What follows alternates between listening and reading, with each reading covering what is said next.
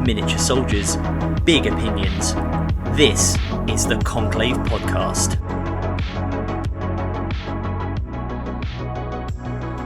Hello and welcome to the Conclave Podcast. I'm the Sandman and welcome to today's Blood Angel Supplement review. This is going to be the easiest hosting experience, I think, for me, because I have not one, not two, but three super mega Blood Angels fans. Joining me, we have Rezza. How are you, Rezza? I am turned on. Good. Okay. And Warhipster, how are you today?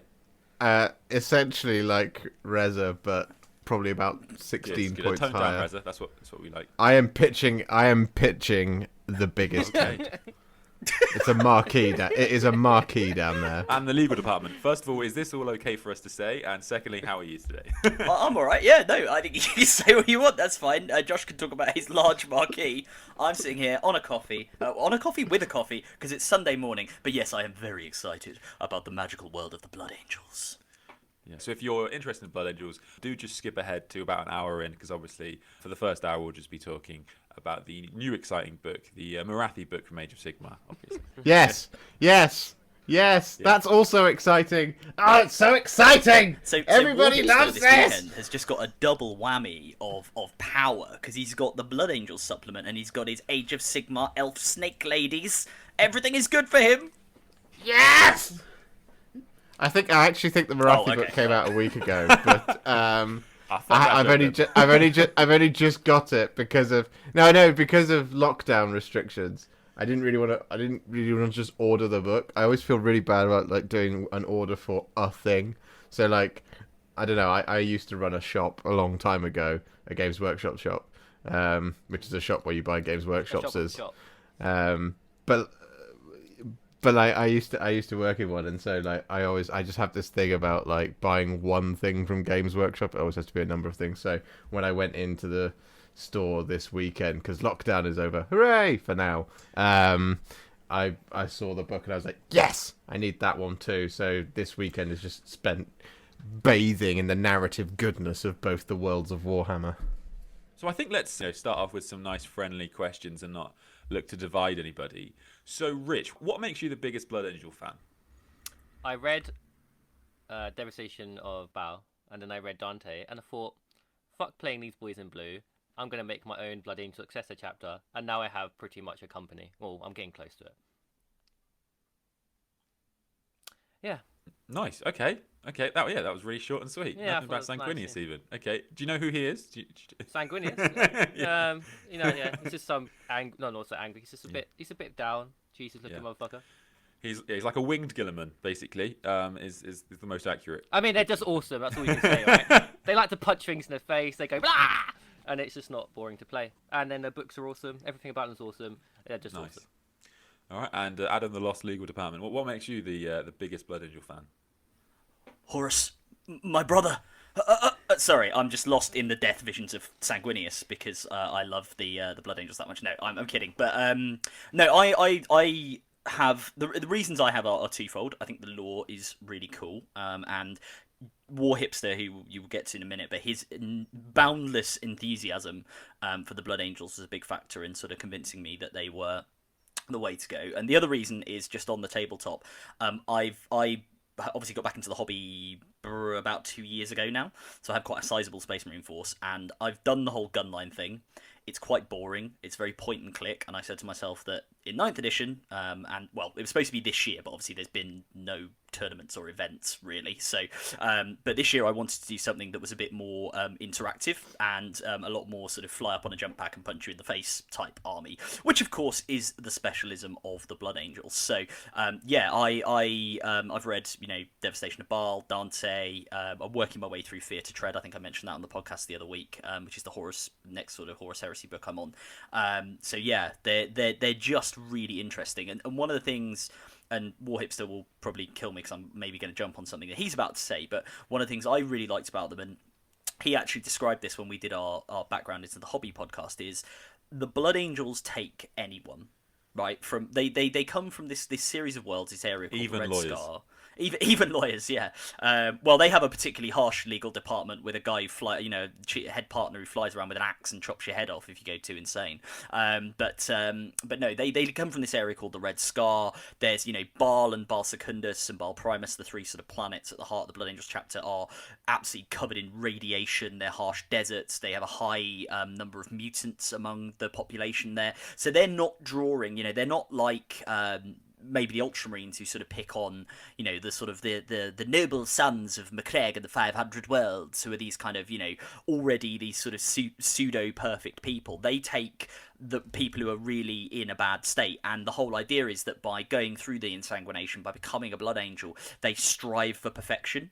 And they're also flawed. And again, we'll talk about this in more detail later, but they have this fundamental sort of darkness at the heart of their being, which is balanced against this like love of the arts and this love of having of philosophy and trying to be the best they can. And that sort of dichotomy, I think, is really cool. So sorry, that was an incredibly poncy way of saying I just really love the lore behind them and what they do. I think they dichotomies very well too. No, that's actually good. I think that's a really popular answer, actually, that I think does matter, that a lot of people give when they talk about Blood Angels, which is that they open up Marines to play a lot more like you would hope they do, which is this massive combat threat. And unfortunately, Marines can be a bit point and click at times, which is always a bit of a shame. So lots of people find that when they play against Blood Angels, they feel like, wow, this is an army that's really up in my face, and that there's a lot more movement and kind of tactical precision in that respect. So I think that's actually quite a popular reason, and obviously their lore is incredibly fleshed out, and they're very, very lucky in that respect. So obviously I've left to last, but not least, the Warhipster for a specific reason. Josh, you are probably the biggest Blood Angel collector that I know. I should say your Blood Angels collection is the biggest collection of someone that I know. So I wasn't making any lockdown jokes there. I'm really sensitive about that. But what was it about you? How did you get into them? Oh, good lord, where to start? I mean, he likes the color red. I do love the color red. That is very true. I mean, I think on the podcast, I am the only actual Blood Angels collector because we have 2 successor chapters with us, don't we, today? That is true. So, throw that in our face. Score 1 for me, fellas. Don't worry, Adam and Rich have both paid a CP to be here, guys. Don't worry about it. Yeah, no, I think, as Adam said, I've already covered this before on a previous podcast, but I love winding up Custodes players about the noble sacrifice that the Blood Angels made, and the Custodes simply did not. Anyone in particular you're thinking of there? No. It can't be right now. No one important. So, Sanguinius as a character, on his own is enough to bring anyone into the fold of the Angel. I just think, as I've said before, his whole loyal to a fault. The fact that he embodies what I think it is to be a space marine. They shall know no fear, duty above dishonor, this all the kind of thing. The fact that he had that gift of foresight, knew exactly what was going to happen to him, knew why it had to happen, and knew the price that his legion would have to pay, which is why he made so many changes and did so many kind of organizational things and tried to encourage them to grow as individuals and learn more about each other and what they should be doing to be better space marines, this, that, and the other, which is brilliantly summed up in one of the short stories of they have this kind of trial of combat type thing where if effectively Sanguinius sits upon a throne and Blood Angels are supposed to fight over him. So one is supposed to try and kill him, the other is supposed to try and defend him, and the trial goes on and on and on and on until stalemate is reached. And the trial is being fought between Askelon, who is the original, well, not the original, but at the time of the Horus Heresy and the Great Crusade, he is the leader of the Sanguinary Guard. And on the other side, you've got Amit, who is the flesh terror. So he is the most aggressive aspect of the Blood Angels versus the kind of the human shield of the Blood Angels, and they fight to a complete standstill, and they do this trial over and over and over and over again. And in this book, Sanguinius demands that they go off and learn more about what other legions are doing, learn more about themselves, and go on basically on a crusade to find themselves. They go on their walk through the Appalachian Mountains, as it were, and then he makes them swap roles. So he makes Amit be his defender, and he makes Ascalon try and kill him, and it just kind of really blows each other's minds because they think that it's not within their nature to change. And he does all of this because he knows one day the Blood Angels are going to have to come to terms with the nature of who they are, because he knows what sacrifice he is going to have to make and how that is going to affect his sons, who he loves very dearly. So that in and of itself is enough to go, these guys are awesome. But they all embody him. So they are the most, they are close to, I sometimes think that the salamanders are probably the most human. They have the greatest kind of drive of humanity within them, but the Blood Angels are a close second, in that they often they put the human population first. They have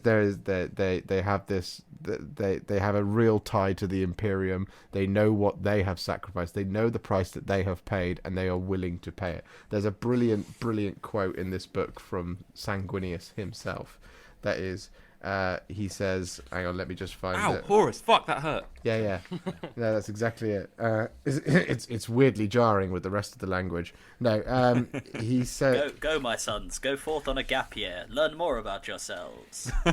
So this quote here is this. It is, there is no sacrifice more noble than to give your life for a cause in which you truly believe. In all the long millennia of human history, there has never been a worthier cause than that of the Imperium, which sums them up brilliantly, I think. So that in and of itself is, I feel like they are a little bit of Noble Bright in a grim dark universe, and that is enough to draw me to them in the first place.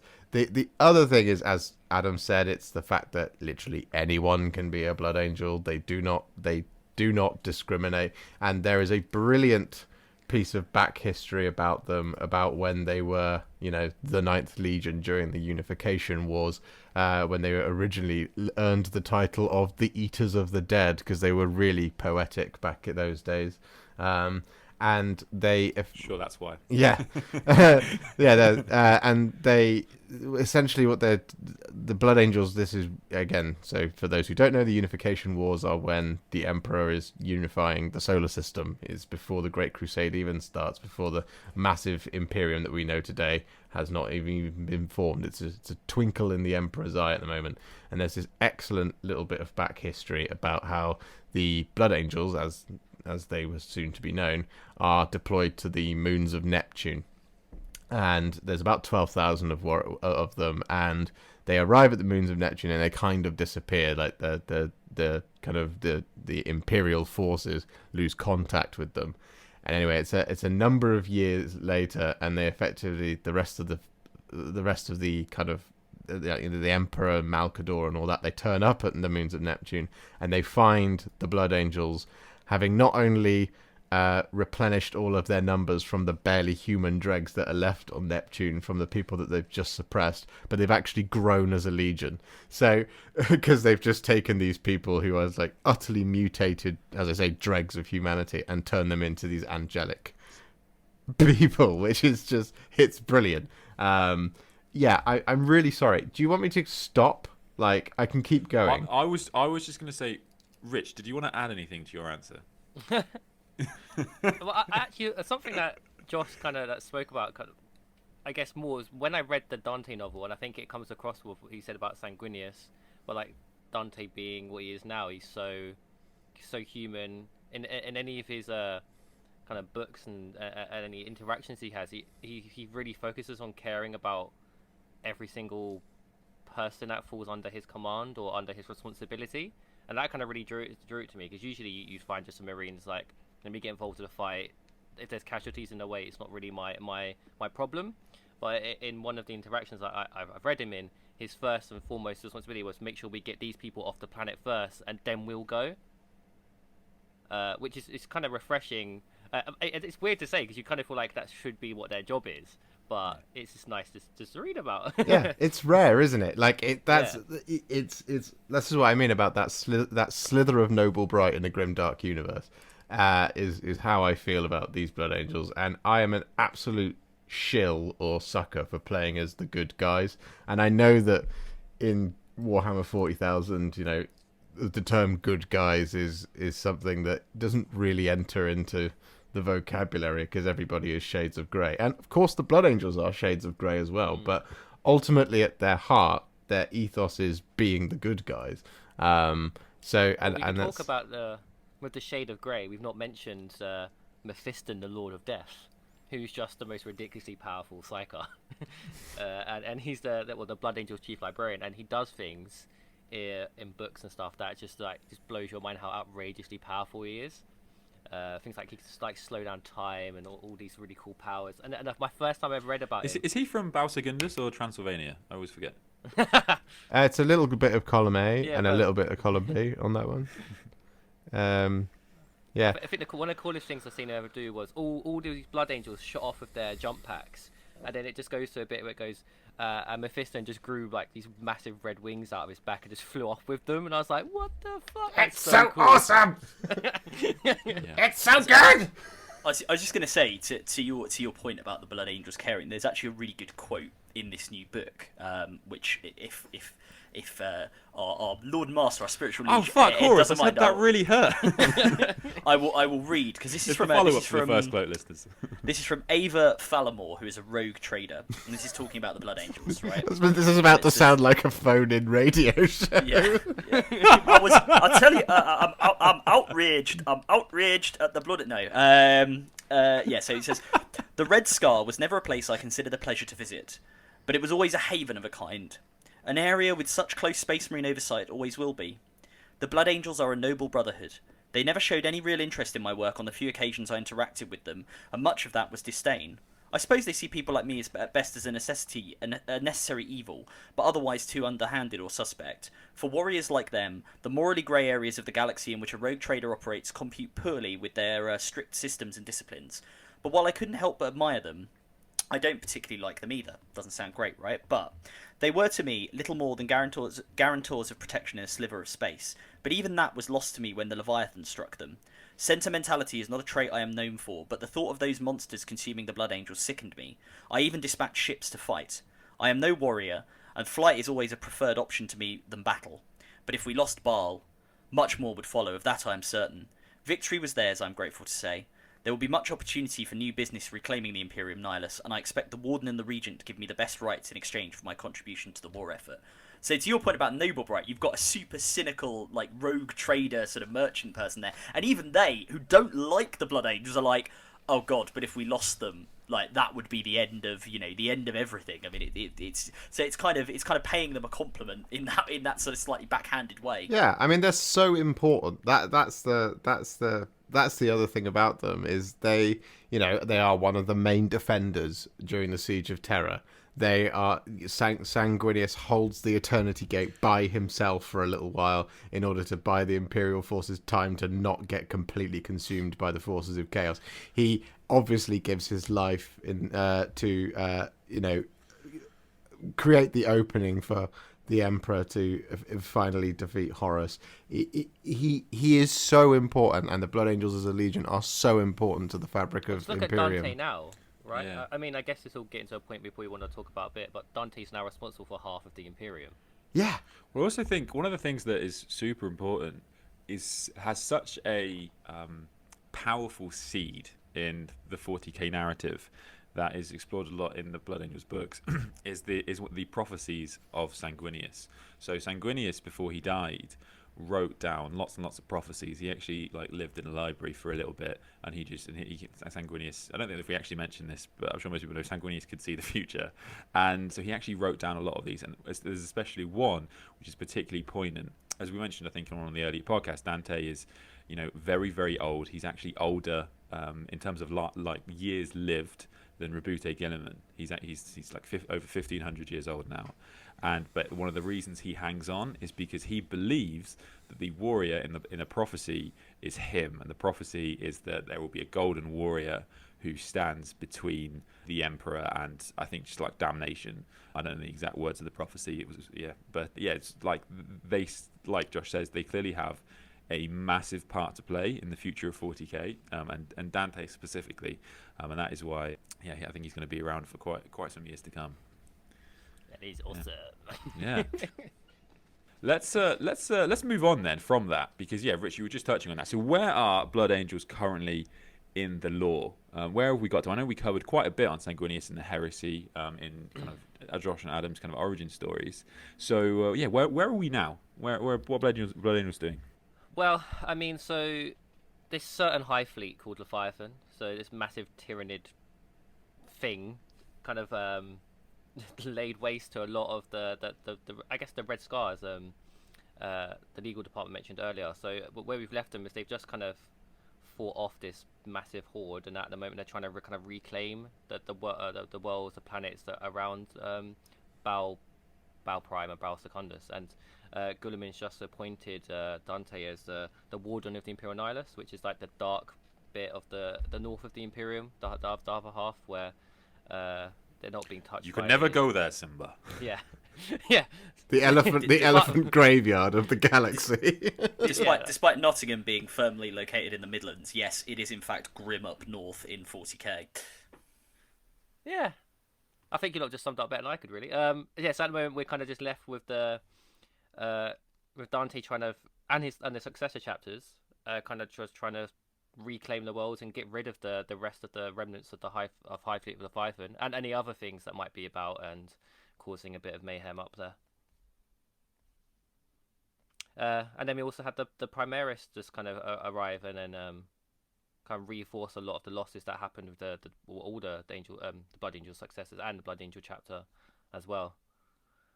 I don't know. That's my layman's terms of explaining it. Do we want to briefly touch on Gabriel Seth and the Flesh Terrors there? Because I think there's a nice sort of segue with the Primaris stuff. I would love to touch Gabriel Seth and the Flesh Terrors. So I don't think he likes being touched by anyone. But he's got a big two-handed sword. You could touch. So one of the good things about this supplement is it covers obviously both the Blood Angels and successors, but in particular the Flesh Terrors, who are to bring it back to something Warhipster said earlier. So Amit, who is one of the captains in the Blood Angels at the time of the Heresy, is known as the Flesh Terror, and when it comes to the sort of the Codex Astartes and the Legion being broken up into the various chapters, he sort of becomes the founder of the Flesh Terrors, who are this particularly violent successor chapter of the Blood Angels. The reason I talk about this with regard to Primaris is one of the things that's interesting about the Flesh Terrors is they sort of accept or accept probably isn't the right word, but they're kind of they see the flaw. So, which is the Red Thirst and the Black Rage, which again we'll talk about in more detail later on. But suffice to say, it basically means that if you're a Blood Angel, there is a point at which you will probably just descend into madness, go insane, and then die. They kind of a lot like lore, actually, in that respect. Yeah. Yes. Yeah. Like a long legal career. But the Flesh Terrors kind of are not comfortable with this happening, but they've accepted the inevitability of it. And their chapter master, a guy called Gabriel Seth, one of his big things is, well, look, if this is all going to happen to us, we shall go out with the most glorious death possible, and then my chapter will be extinguished. And there's no point trying to fight it. There's no point trying to hide from it. It's gonna happen, and we will make like a noble sacrifice before we die again on that kind of noble, bright sort of sacrificial point. So when the Primaris turn up, one of the things that happens is they initially think, these guys who are sort of forged from the gene stock, which is actually much closer to the Primarch, because obviously these guys were actually made, most of them were made 10,000 years ago and basically put in the freezer by Belisarius Cawl. They wonder if this means that the flaw, the Red Thirst and Black Rage, has been removed from them, that they never suffered from it, that they will survive. Obviously, for a lot of Blood Angels, that's, yay, this is great. For the Flesh Terrors, they think this is rubbish, because they want that sacrificial death. And Gabriel Seth gets a little bit emo about the whole thing, and sort of goes, oh, well, this is rubbish, because my... Sorry, I'm doing sort of the goth voice from of Noel fielding from the IT crowd, but he's sort of, oh no, my chapter's not going to die, that's rubbish. But then they pretty soon discover that, in fact, the Primaris do also suffer from the Flaw, they do also suffer from the Red Thirst, the Black Rage, and Gabriel Seth is suddenly quite happy again, and he's like, oh yeah, brilliant, now we can just go and fight and die, and everything's wonderful. So it's an interesting interaction when the Primaris arrive, and how the different successor chapters sort of take it. Yeah, no, for sure, it's super interesting. Yeah, Gabriel Seth has, and this isn't limited to Gabriel Seth. There are lots of chapters that do have a problem with Rebute Gilliman putting Primaris Marines into every chapter. It seems like he's now gotten over it. But I will just as a quick side note, just because I think it's one of my favourite parts of any book ever. If you haven't read Devastation of Baal, you probably should do, because it's a really, really good book. But also, please just buy it and read towards the end when Dante and Gilliman meet. Because if you don't cry, then honestly, it's so emotional, that scene. The book does a really great job building up Dante's character. And like when Rebute Gilliman meets him, because obviously Rebute Gilliman is distraught at the state of the Imperium, and there's that famous quote that you've probably seen on a lot of the GW books over the past couple of years, where he says, better we had let the Imperium die to the flames of Horus's ambition than let it see what it had been today. And he feels like that for most things except for Dante, and it's just the most incredible moment ever. It's because he just reminds him of Sanguinius, isn't it? Like it's almost like uncanny for Gilliman. He calls him a hero in like a time. And it's funny you say, Josh, about how important they are. Just going back to that, actually, Gilliman says the same thing. He says the sanguinary bloodline, it's just too important to let die. I mean, he was the most beloved of all his brothers, Sanguinius. That is.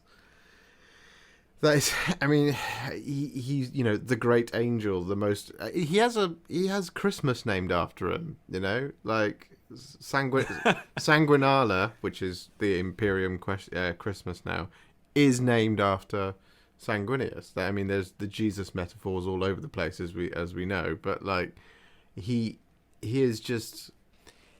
It's hard to be a more popular guy in 40k than Sanguinius, and unfortunately it is posthumous, but I like all great artists. And or real Jesus.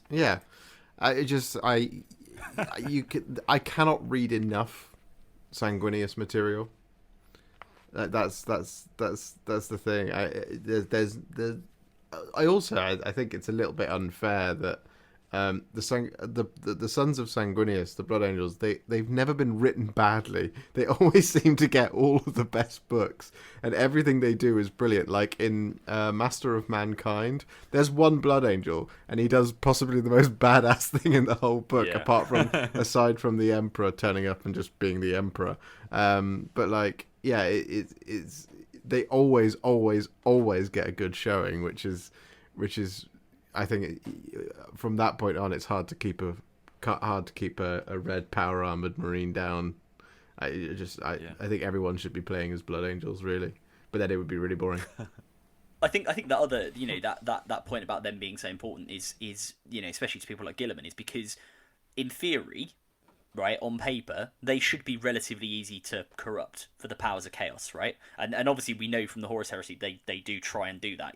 They try and and that's the origins of some of what's happening to the Blood Angels. But it's the fact that they manage to not only live up to this ideal, but at the same time they are constantly racked with this internal darkness, which can lead them to do some pretty bloody horrific things, and they have done it. Like there are situations where they have lost, as well as the Black Rage, which shall I just say what the Black Rage is now, because I think we've spoken about it quite a bit. So Blood Angels suffer from well, actually, Josh, do you want to? You are the keeper of the litanies of the Blood Angels. Do you want to describe what the Red Thirst and the Black Rage are? Yes. Actually, Josh, to go on better, can you act it out? Okay. Start smashing cabinets in the background. I think just breaks all his models. Horus, no. So I actually started this performance piece last night. You see, because the Black Rage begins on the eve of battle. No, let's so. Okay, so at their they have they have a hyperactive omniphagia, which is one of the Space Marine organs that each Space Marine is implanted with, and it's enlarged and it is hyperactive. And so what it allows them to do is that when Space Marines eat the dead of their allies or their adversaries, it enables a Space Marine to see or gain the knowledge of the of that person that they're eating. So gain the knowledge, gain the kind of, you can use it to gain a tactical advantage. Is the idea behind it, of that that a Space Marine would, for example, find a scout or an outrider of the opponent, and they would kill them and then eat them a little bit to understand what the opponent's battle plan is. That's the point of that organ. Now the Blood Angels have a slightly hyperactive version of this, where it's quite vivid for them, and they gain a lot more than other Space Marine chapters or legions, which is where they've developed a lot of kind of the blood drinking rituals and this, that, and the other.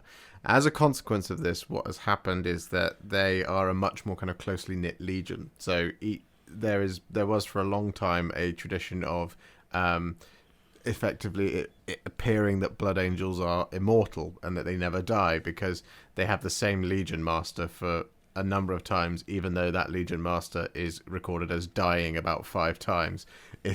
He also seems to miraculously appear again, and they're just like, oh, well, they're immortal. So as a consequence of this, they're very tied to each other, and when they discover Sanguinius, they have an exceptionally close bond with him, more so than probably any other legion. And so when Sanguinius is unfortunately slain by Horus, this creates a massive psychic imprint across all of them, that it just afflicts every Blood Angel, everything tied to Sanguinius, that still lasts to this day, and what has eventually become the Black Rage. Now, which is one half of the floor. The other half of the floor is the Red Thirst, and as I say, this is a consequence of that Space Marine organ that is hyperactive, mingling with the Blood Angels kind of gene seed, which makes them have this unquenchable thirst for destruction, rage, and basically drinking blood and eating people, which is pretty gross. So what happens is that they are constantly wrestling with the Red Thirst and this desire to unleash unadulterated rage, and sometimes if they give in too much to this, they become afflicted with the Black Rage. Now the Black Rage is what happens where a Blood Angel effectively becomes loses all lucidity, kind of starts to descend into madness, and believes themselves to be either one of the Space Marines fighting in the horrific, terrible battles of the Horus Heresy. So they might believe themselves to be, about to, fight at the Infinity Gate during the Siege of Terra, or they will more commonly believe themselves to be Sanguinius himself as he prepares to battle Horus on the Vengeful Spirit at the high, the apex of the battle. And so this madness in them, they do not see that what is actually going on around them. As far as they're concerned, they are about to fight Chaos Space Marines and Horus himself. And so when this madness overcomes them, the Blood Angels, they hate this about themselves, but they feel like any warrior that this happens to deserves an honorable death. So they've given everything, and now they have one last thing to give. So they are then inducted into the Death Company, and the Death Company are a shock troop unit that is not intended to live. So the Death Company are all these people who believe themselves to be Sanguinius fighting Horus on the Vengeful Spirit. They are put into a unit and just basically pointed at the enemy and sent. And as this happens, they kind of, because they believe themselves to be Sanguinius, they fight faster, they feel stronger, they ignore wounds that would kill them normally. They just become these utter berserkers that are unstoppable by anything in the galaxy. Does that sum it up? A bit. Yeah, A bit. yeah, A bit. yeah. I think. Do you want me to go further? Because I can.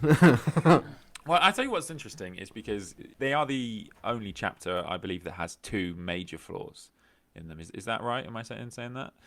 Sounds about right. I'm going to go with it. So, but famously, lots of the successors of the Blood Angels have dealt with the challenge of the Red Thirst in different ways to varying success.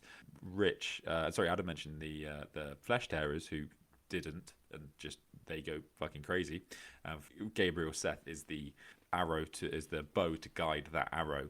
But I don't know if anybody wanted to cover the other successes. So we have some quite prominent ones. A lot of them feature in Blood of Baal, don't they, Rich? In fact, all of them do. Yeah, so when Baal and the moons are attacked, the Blood Angels put out like a cry for help, kind of, or to their successors, and quite a few of them answer the call. So it's almost all of them. Almost all of them. There's some notable. I think it's technically exceptions. a WhatsApp group chat also. Yeah. Isn't there Like, only? guys, There's only one that doesn't. No, there's 2 that don't turn up. I can't remember the other one, but one of them is the Lamenters because they were just probably still being unlucky somewhere. They just The fall of Cadia is going on at the time, so there are 2 that are at Cadia, I think. Yeah, and there's one that is yeah. Adam was. I think we spoke about yesterday that there was a successor chapter that turned up, and then Dante was like, "No, go away."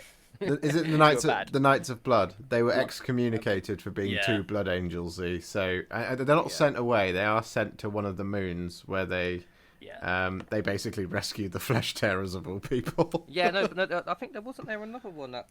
No, I think it is the Knights of Blood, but that's a quite cool bit in the book where Gabriel Seth and the chapter master of the Knights of Blood had like a bit of a kind of like an agreement, like they actually saw eye to eye, which is really weird. But as soon as they all walked into the big hall, everybody's like, "Oh, they're here." Yeah, well, so the Knights of Blood were excommunicated for just being 2 Blood Angels. Like, their mortal allies were so tired of basically the Knights of Blood killing all of the enemy and then killing all of them because they were crazed by the Red Thirst that they just went, "No, you're no longer part of the Imperium." But the Knights of Blood didn't stop fighting for the Imperium. They didn't turn renegade. They went off and did their own thing. So yeah, when they turn up, they are a reminder to the Blood Angels of what they would be if they didn't have any self-control, which is why they're all kind of like, "Oh, these guys suck." So one of the other ones that doesn't turn up, which is actually listed in the new supplement, is the Atlantean Spears. Yeah. Who I don't know if they are referenced in Devastation of Baal. I haven't seen them come up. I'm about halfway through the book. I haven't seen them come up so far. But their sort of thing in the supplement says they ignored Dante's call for aid. The chapter's large librarius received his message, so they got the WhatsApp. They left him on red. But took no action. They had the chat on mute. That's probably what it was. So yeah, they just didn't turn up basically. Yeah, I mean, I'm guessing, giving their name, they only fight on water planets. Yeah, like that. Too busy with that comment. I mean, desert? Normally, not for me. Normally, there's like a brook or an inlet or a dock or a canal that they can fight around, away from the ocean. But unfortunately, Baal is a desert. So sometimes I love semantics. This paragraph, I've not read it as you just pointed out, Adam, but it basically means that if you're a Blood Angels fan, you guys hate these guys. It's just the way it's written, the semantics that it used to. It's just the Atlantean Spears ignored Dante's call for aid. Full stop. That's the end of the sentence. It's not like, here's a reason why. It's, no, they ignored him. What? Everybody, let's bask in the fact that the Atlantean Spears are dicks. They've got quite a cool color scheme. That's the sad thing about it. They're quite interesting. There's quite a cool set of color schemes in there. Does someone actually want to touch on the Lamenters a little bit, because I don't really know a lot about them. What about, you made a comment earlier about their scheme, but also about how they're being unlucky. So someone educates me. Okay, so the Lamenters are hilarious because they basically claim that they have overcome the Red Thirst and the Black Rage, and nobody really quite knows how they've done that. but it seems that they have. But as a consequence of that, they have become the most unlucky chapter in the whole of the universe. They basically are constantly in the wrong place at the wrong time. So like they are in the Badab, or however you're going to say that, the Badab War, but they kind of show up and they kind of accidentally get caught in that, and they're like, oh, hang on, we're not really sure that we really want to be a part of this. And I believe it's the Minotaurs just almost destroy them because they're the closest ones to them. Similarly, every conflict they seem to be in, every major war they seem to be in, they almost become, they're almost kind of the things of like, yes, this Lamenter's Space Marine nearly killed the Bloodthirster if it wasn't for standing on that banana peel that had been left behind by a Akkadian commander or something. It's that kind of stuff all the time. They do hang on though for some reason, but because of their involvement in the Badab War and all this kind of stuff, they were sent on a penitent crusade in the far reaches of the galaxy. So they have been for a couple of thousand years trying to kind of make up for the fact that they were accidentally involved in a conflict they didn't really want to be in, which is brilliant. To your point about semantics, the opening sentence of the little paragraph on the Lamenters is brilliant, because it just says, the Lamenters have had a tumultuous, often fraught history, which is a very, very British and understated way of saying exactly what Josh just said, and that these guys are basically the equivalent of somebody who, like, you know, walks onto the battlefield and then a random anvil just drops on their head for no reason, and they're just like, oh, here we go again. They're also, my favourite thing about them is that we talk about often about, you know, kind of, you've got these established colour schemes that, you know, are relatively easy to do, and then there's more difficult ones out there, and then there is ones where if you do that you hate yourself. And so any kind of the quartered schemes, if you can do it, you are a hobby god and it looks amazing. So I think there's the Howling Griffins, aren't they? They're a quartered scheme, and I think Brazen Claws as well, I think. Yeah, I think there's 4. And then, of course, you have the Lamenters. And so the Lamenters are a yellow scheme, which in and of itself is a difficult scheme to paint, as we all know, because yellow, historically, is a quite crap paint to work with. But the Lamenters have this weird kind of pale yellow, which is even harder to do than, like, a vibrant, like, Imperial Fist type yellow. But their chapter iconography is on their shoulder pad. It's on a white and black checkered field with a white circle with a heart with a teardrop in it.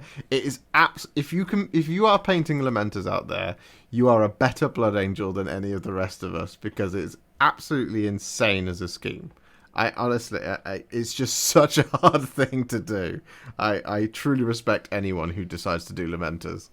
What I like about their scheme as well is, because you know, for people who are getting the book or have got the book, if you have a look at the big successor chapter page, which is what we're looking at now in the supplement, so pages 30 and 31, the funniest thing is they've clearly, on all the other successor chapters, the skull and wings on the chest are a different colour. So they've, you know, as normal, they're like metallics or something. But then when they got to the Lamenters, do you reckon they just, because theirs are just yellow like the rest of their armour. So do we think when they were designing this scheme, they were like, oh god, people are going to have a hard enough time on the shoulder pad. Let's just let them get away with a completely yellow monocolour chest. What I think it was is that when someone was designing the Lamenters colour scheme, is they were painting it and they were like, right, and now we need to do the metals. We need to do the chest aquila. And then they were looking around, and every single pot of paint that they picked up that was a metallic exploded in their hand. Except for the gold, and they were like, wow, that's really unlikely and unlucky that happened. Well, it looks like we're just going to have to paint yellow armor with gold aquillas. But I mean, my only issue with this scheme, apart from obviously the incredibly difficult checkerboard field and logo which you've described, Josh, is the fact that they've given in the picture here, obviously, as you say, there's quite a vibrant yellow on the armour, and they've given him a sort of, you know, green knee pad. So absent the shoulder pad, he does look a bit like a walking advert for Chiquita Banana. And he's got pink eyes, which is just a bit odd. He's the only one on that page who's got pink eyes. Yep. Oh yeah, they do have pink eye lenses. That's quite interesting. I do wonder whether their unluckiness just comes from Astarath the Grim, because I imagine he turns up and then he's got like no one to kill, and he's just like, what the fuck? I came all this way, no one to murder, so he just like sabotages them at small points. Just chooses one and yeets them. Who left the petrol caps off the rhinos again? Oh, it was Astorath.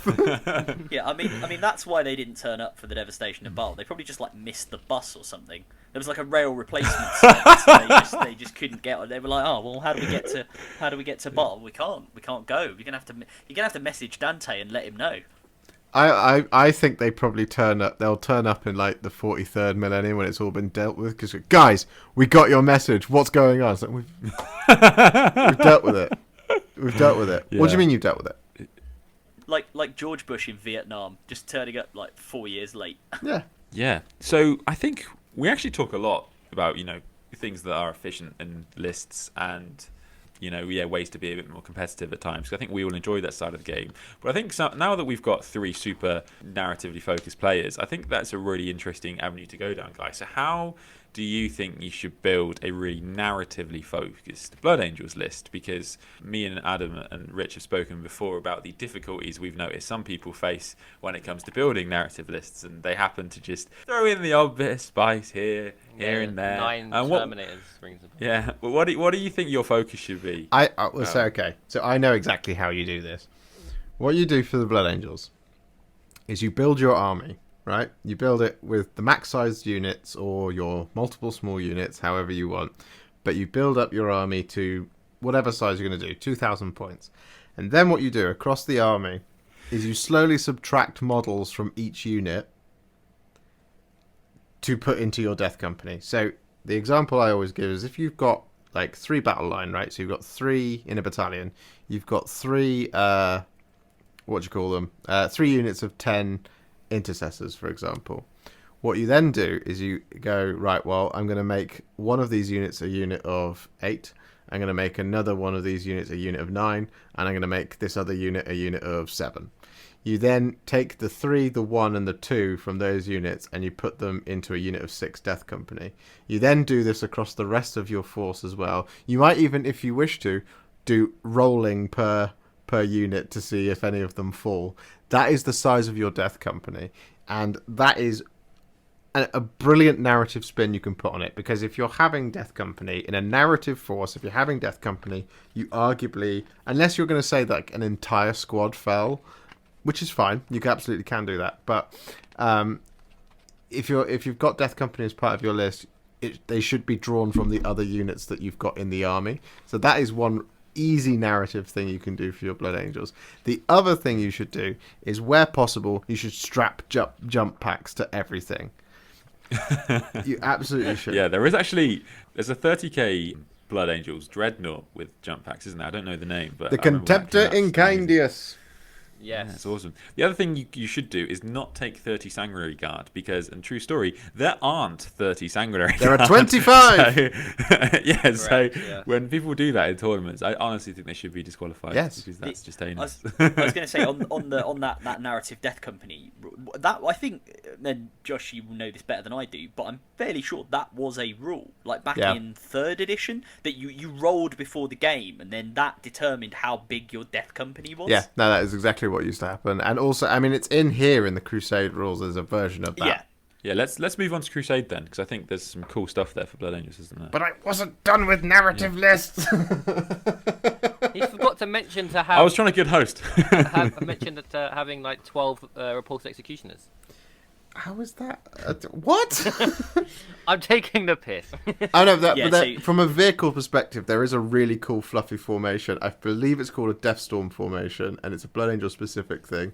And what you do is it's designed to deal with hordes, and it is as a kind of a reaction to things like the Hive Fleets and all this kind of thing.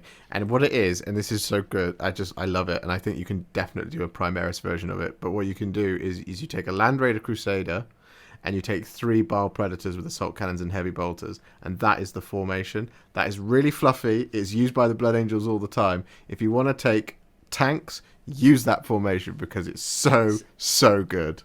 That's so a lot of your Primaris equivalent of that is a repulsor executioner, being your Land Raider. And then the 3 what are they called? Gladiator Reapers. Gladiator Reaper tanks, which are the Nuevo Predator, basically. Yeah. For sure. That's Well, a lot of firepower. There's my birthday idea. No. Awesome. Well, hopefully I won't incite the Black Rage this time.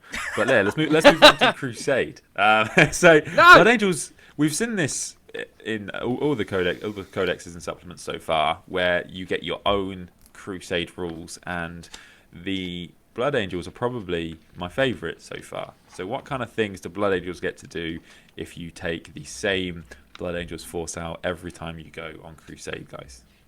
You get the Angel's wing back. Yeah, I mean that is true. I mean, I guess the headline here is that, like, you know, as Sandman says, the Crusade rules have been popping up in every book, and they are, you know, reasonably thematic. But the Blood Angels one is, to use something I said on the previous one, spicy, because it just gives you a lot of very, very good options, which still fall into that like fluffy narrative. So if you're looking at your books, by the way, people, listeners at home who are looking at this, these are pages 54 through 61 of the book. Is all of the Crusade rules. So I mean, do we want to maybe talk about the Black Rage, the floor mechanic, because we've sort of already touched on that a little bit, and I know Warhipster is quite literally putting his power armor on and revving his chainsword. So, Warhipster, you lead with that. You lead with that. Ring, ring, ring, ring. Yes. Okay. So in Crusade, there is, as we've said, you can use the floor as quite a central theme to your Crusade force if you wish. So what you can do is you can take an agenda of, well, you do have many agendas, but you have, for example, an honourable death in battle. When you select this agenda, select one Death Company unit from your army, excluding named characters. If that Death Company unit is destroyed during the battle, you can remove that unit from your order of battle. If you do, each other Blood Angels unit from your army gains 1 experience point, and you gain 1 additional requisition point, which is really great for progression, right? If that Death Company unit is not destroyed during the battle, and your Crusade army does not include an Astorath model, you do not gain the 1 requisition point after that battle has been completed. Because, they don't get killed by Astorath, which is what his job is as the High Chaplain, is to go and kind of clean up those Death Company by mistake. But then what you have is you have the floor, and you've got some great rules for this. After each battle, you must take a Black Rage test for every unit from your army. To do so, roll 1d6 and compare the results of that unit's enemy units destroyed with melee weapons during this battle tally box, which really rolls off the tongue as a thing to be recording throughout your Crusade campaign. We'll just call it the Smashy Killy box. Yeah, that's easier. If the total result is equal to or less than the tally, the Black Rage test is failed, and that unit gains 1 floor point. Each time a unit gains its 3rd floor point, you must immediately roll 3d6. If the result is less than that unit's leadership characteristic, then that unit has kept control, and its floor points are reduced by 1. If the result equals or exceeds that unit's leadership characteristic, then a battle brother in that unit succumbs to the Black Rage. If a captain or lieutenant unit succumbs to the Black Rage, you must either remove that unit from your order of battle or immediately use the Descent into Madness requisition on the model. If you do, it costs you 0 requisition points. If any other character, excluding Dreadnought units, succumbs to the Black Rage, remove that unit from your order of battle. If you wish, you can replace it with a Death Company Lieutenant unit from the same chapter, but only if doing so would not cause your total power level to exceed your Crusade force's supply limit. The new Lieutenant unit must have the Primaris keyword if the unit is replaced had the Primaris keyword, otherwise the new unit must not have the Primaris keyword. The new Lieutenant unit starts with the same number of experience points as the unit it replaced, and it gains the appropriate number of battle honours for its rank. If a Dreadnought's unit succumbs to the Black Rage, remove that unit from your order of battle. If you wish, you can replace it with a Death Company Dreadnought unit from the same chapter. The unit starts with the same blah blah blah blah blah. If any other unit succumbs to the Black Rage, that unit immediately suffers a devastating blow result as described in the Warhammer 40,000 core book. So there's a really sweet mechanic for creating Death Company units as your army progresses through your through your Crusade. The requisition that it was mentioned there, the Descent into Madness. Purchase this requisition at any time. Select one Blood Angels Captain or Blood Angels Lieutenant model from your order battle that has 2 or more floor points. That model is inducted into the Death Company as described on page 47. Make a note on that unit's Crusade card and increase its power rating accordingly. You cannot purchase this requisition if doing so would cause your power level to exceed your Crusade's force supply limit. Yeah, it's really cool. So it is, as you progress through, it's your force kind of just falling to the Black Rage, and it's so brilliant. Yeah, I really like the one that's search for the cure. So it's keep a search for a cure tally for each Blood Angels Apothecary unit in your army. But basically, it's just as like an action you perform during the game. Your apothecaries are looking for a way to cure the Black Rage or the Red First, and it's really quite cool. Nice. Some really, really cool stuff there, guys. So let's move on to the main section then of the Blood Angels rules. The narrative. So, no, sorry. Yeah, well, yeah, I think we've got a hefty chunk there. But let's move on to the specific rules then. So for people that have never played Blood Angels, what do they get? What's their chapter tactic? What's their sept tenet? What is their what is their holy order? Their hive fleet ability. No, so they get as we've already talked about so far. They get the red thirst. So that is their chapter tactic.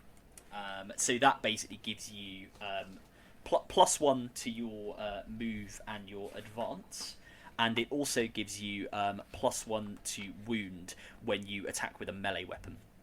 So it's a very, very powerful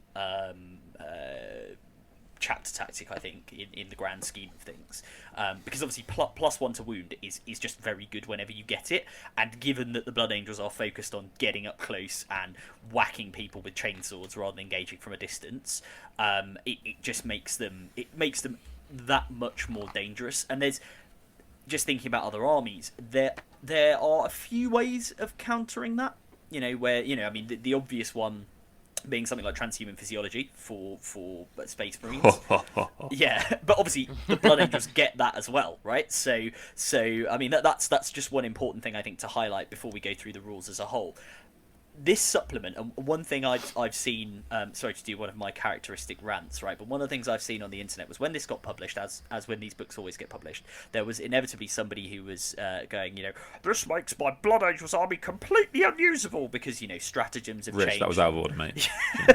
Yeah, Rich commenting as the angry_Blood Angel on Reddit. No, but these people commenting and saying, because basically we'll get into this, but certain stratagems have changed, certain relics have changed, and you can't do some things that you used to be able to do in the old the old codex, the 8th edition era, sort of before the index and this supplement, and saying, it's completely unusable, it's rubbish, they're gonna Blood Angels are no good. Yes, fine, things have changed, which again we'll cover, but you also have access to the whole of the Space Marine codex, which you didn't have before, all of the warlord traits, all of the stratagems, all of the units. Yes! And the Blood Angels, yes, exactly, yes! Reason to be excited. The Blood Angels don't suffer from restrictions. So if you have a look at the Space Marine Codex, one of the things that you will see in here is it says if you are a Dark Angel or if you are a Space Wolf, there are a Black Templar, there are certain units you cannot take, which is fluffy and goes along with it. The Blood Angels don't really have that. What they do have is they have a change to the way their apothecaries work, which actually makes them in a lot of ways better. But again, we'll get into that in a minute. So, as I say, they have the Red Thirst, that is their chapter tactic, which is really bloody cool. And they also, the detachment ability you get when you get when you have a Blood Angels army is you have Savage Echoes. And what Savage Echoes does is it says when the Assault Doctrine is active, so nominally from turn 3 onwards, although there are ways to modify that, which we'll get into. Each time the unit fights that has Savage Echoes, if it made a charge move, was charged, or performed a heroic intervention in this turn, then until that fight is resolved, add 1 to the attacks characteristic of the models in this unit. So not only are you getting +1 to wound, not only are you getting +1 to your advance and your charges on quite a lot of your units, you're also getting +1 attack if you're in the Assault Doctrine. So again, really leaning into that smash face, kind of style of the Blood Angels. I think it is important to just point out a couple of things that Adam said they're really big. So like Adam says with the +1 to wound, the reason that's so big is because the number of things to modify wound rolls in the game is very, very slim. Yeah, like transhuman is a very rare case of that, and there's like very, very few things that are minus to wound, unlike minuses to hit, and that's a big difference between Space Wolves and Blood Angels. And it's actually really, really key because generally speaking, getting +1 to your attack mathematically should be better because you're affecting more dice rolls. But yeah, because there's just so many modifiers that and Space Wars themselves have Chapter Master, right? So it kind of comes out in the wash in a big way. I also just thought it'd be just worth mentioning the Flesh Tearers, because they do get their own chapter tactic, and the reason it's really interesting is because it kind of highlights how powerful Blood Angels are. So Blood Angels have +1 to advance and charge, and that is huge. So there are lots and lots of assault-focused armies in the game, but they all face the same problem, which is how do they make combat? Making a 9 on 2 dice is like just over 50. When you go to like an 8, it's like high 60s, right? It makes a huge difference mathematically of you making that charge, and that's a massive, massive deal. And even just the extra to advance is really neat at times. So Blood Angels very quickly become the premier melee faction. The other thing I just wanted to mention, actually, in terms of what Adam was saying about people do get very upset with books like this, and it does astound me because you get so many lateral moves. And my favorite example of this is 9th edition, because a very, very similar thing happened. And you'll be able to find these comments if you type them into Facebook or Reddit, whatever.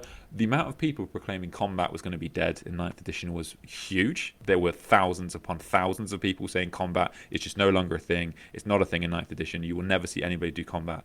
And as we all know now, the majority of good factions are combat favored. Yes. The majority of them. Yeah. Yes. So it's please, when you get it does astound me, because the Blood Angels, as we're going to discuss, have had a bunch of changes, and they've lost a couple of things, but they've gained some ridiculous things. Yeah. And the fact that you could look at that as just an overall loss is astounding to me. Really astounding. The fact that we get everything in the Space Marine book means that Blood Angels now get Centurion assault squads, which now means that they get the Strength 5 assault Centurions with the siege drills, which are ×2 strength, -4, damage 3.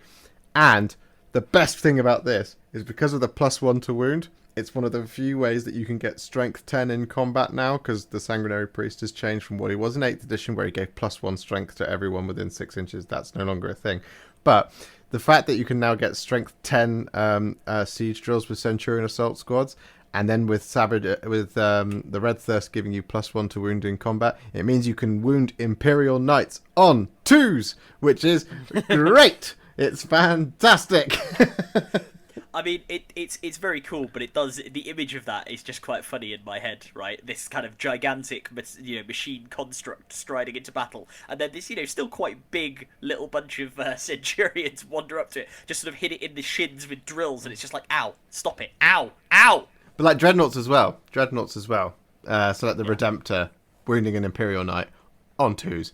Like anything that is toughness 9, and there's not much in the game that is toughness 9 aside from Titans, but anything toughness 9 and below, you're winning it on 2s, which is really, really, really strong. So yeah, I've wanted Blood Angel Centurions for ages, just because I think, particularly the siege ones, I think that's a very, very Blood Angels thing to have. Well, you can tool up a Smash Captain to start wounding stuff on Titans on 2s.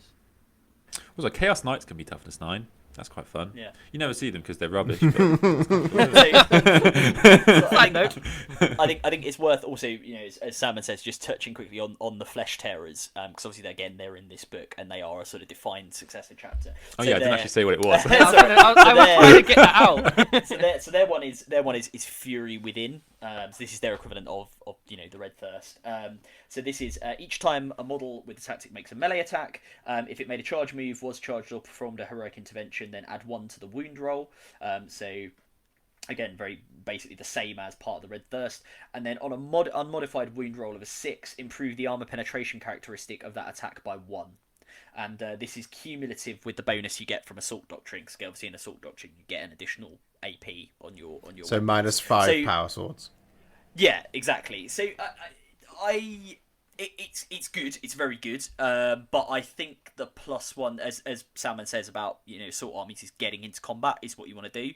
There are lots of other ways you can get additional APs and things like that. So I do wonder if unless you really want to take Gabriel Seth, because he's a very cool character, and to be fair, as we'll get to, some of the relics that the Flesh Tearers can take are really good. I mean, Blood Angel was actually, very good as well. I have an answer for this. Oh, go on. Because we've discussed it before, so I'm not jumping ahead. I'm jumping back. No, you're right. So before, one of the key things that Space Marines got, a key thing that Space Marines got in their book was that they can activate litanies at any point, and the Chaplain Litany is for I think Exaltation is whatever age is the name, is +2 to charge. Now this is actually quite a rare ability, and it doesn't stack with anything, which means it doesn't stack with Blood Angels. And the thing is, if you're going to go Blood Angels, there is an argument to A, take drop pods, and B, take the Chaplain, so you get that super reliable charge. A 7 on 2 dice re-rolling is actually, puts you in a good spot. And so it actually doesn't stack. And if you're going to do that, then you take the drop pods, you take Gabriel Seth, and you take the Chaplain. And so, yeah, that Chaplain, for me, has made Flesh Terrors way better. And that is my plan for Flesh Terrors list. And yeah, 2025, you'll see that. Yeah. I mean, they as I say, they're always doing it. I just think, I think overall, because obviously, the one thing I think to point out is that the which again we will get to, and I'm saying this a lot because there's a lot to cover in this book, but the HQ slot for Blood Angels and Blood Angels Successor chapters is actually quite contested. So one of the things we see in armies when you're doing your army building is that, like, we all know the elite slot is with the way 9th edition works, is very contested, and it's the same for the Blood Angels. But actually their HQ slots as well, just because of some of the unique stuff they can get, are quite contested. So the fact, I mean, I'm not saying it's a bad idea to bring a Chaplain. Of course it isn't. Chaplains are very, very good, and the fact you can give them, again, thinking about access to the Space Marine Codex, you can give them Master of Sanctity, Chaplain on a bike, rolling around, just doing loads of damage. But do you there are other ways of doing that build, which if you're doing a Blood Angels army you might want to consider. So it's definitely a viable option, but I wonder if the +1 assault +1 advance +1 charge as a baseline across the army is just I just really love it. It is amazing. The thing is, I actually think it's really important though, because it did suck to be Flesh Terrors before that Chaplain thing came out, because it was just like you say, Adam, it was just like, oh yeah, you can be Blood Angels, or you can be this exact worse version of Blood Angels. So yeah, it is nice. Just to touch on the Chaplain as well, my favourite thing is that if you take Lamates, for example, who is the Guardian of the Lost, he is a Death Company Chaplain. He is a Chaplain that has fallen to the Black Rage, but has got such a steel will that he's just like living with it. He is kept on stasis most of the time, but he is he's still going. But he can also do Chaplain litanies, but they only affect Death Company. So a viable build is still again that +2 inch charge for your Blood Angels Death Company, and you deep strike them in, giving you a 7-inch charge. And he still lets them re-roll charges as well, which is awesome. Oh, he does still do that. I thought he lost that. That's awesome. So you're basically choosing in that point. You're choosing between re-roll hits, or re-roll or the +2 inch to your charge aura.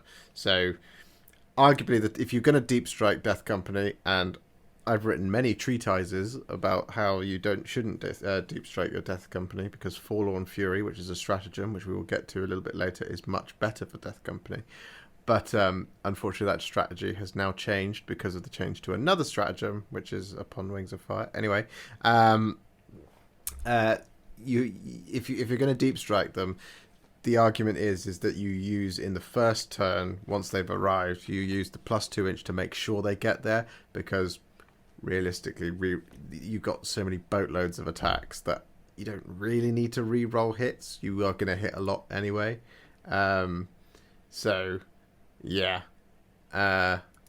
Just... yeah, there's a lot that you can do. Yeah, I mean, should we just run through? And I will say this now: that the Codex is in a bit of a weird, it's not a weird order. It's just the way that GW is publishing these, or the supplement, sorry, is in a bit of a weird order. But we're on, again, readers, if you're following along at home, we are on page 47 and 46 and 47 for the detachment abilities, where we're talking about Savage Echoes. So should we just touch quickly on secondary objectives as we're on that page? Yeah, let's touch the secondary objectives. Yeah, cool. Touching them. Yeah, so Rich is grasping them firmly in his hands. So there are 3 secondary objectives that you can take. So there's Purge the Enemy, Blade of Sanguinity. So the categories: Purge the Enemy, No Mercy, No Respite, and Battlefield Supremacy. And you can pick one of these as your secondary if you're a Blood Angels army. The Purge the Enemy one is Blade of Sanguinius, which cool. is very thematic, right? So what you do here is you pick a Blood Angels character. and he issue a challenge. And your opponent has to select a character that can accept the challenge. And if they don't have a character model, it says you can select another warlord, but I'm not quite. I imagine normally would be a character. It's a bit of a weird bit of language there. But basically, you score 5 victory points at the end of the battle for each of the following conditions that have been satisfied with this challenge. So 1, the model that accepted the challenge was destroyed, just full stop. 2, the model that accepted the challenge was destroyed by a melee attack, which if you're a Blood Angel, you would kind of hope is likely, unless they've suddenly transformed into a shooting army and you're running them wrong. And 3, the model that accepted the challenge was destroyed by a melee attack by the model that made the challenge. So if you have yourself a Blood Angel Smash Captain and he goes, "Oi, you," they pick a character, you go in and you get them. It is very fluffy, it's very thematic, it's very cool. The only issue with this from a competitive standpoint is it gives your opponent a bit too much control, I would argue. Yeah. Because they select the character that it basically accepts the challenge. So if you're like an Imperial Guard player, right, who has lots of little commissars and, psyker characters and stuff running around, the way you would react to this, I would imagine, is you go, well, he's got like 3-4 wounds, so I'm gonna get smashed if this Blood Angel's captain turns up and destroys me. Cool, I'll pay the CP, I'll stick him into strategic reserve, I'll keep him off the board for as long as I humanly can, right? And that way, instantly, your secondary objective, you're not going to get the points. And then when he does come on the board, because he will have to, you just keep him away from the Blood Angels as much as you can. So there's a bit too much control given to your opponent on this one, but it is cool, and look in kind of a more narrative game. I would say take this one because it's just hilarious. And if your opponent is a brave person, they will stand up and go, "I'm going to put this on my warlord. He's going to accept your challenge. We shall meet in glorious combat." Yeah, or an idiot. I mean, whatever way you want to play it. I was trying to be nice, Ed. I really, really like Fury of the Lost because as somebody who historically uses 30 to 45 Death Company in their army, score 3 victory points at the end of your turn if 1 or more enemy units have been destroyed by a Death Company unit from your army this turn.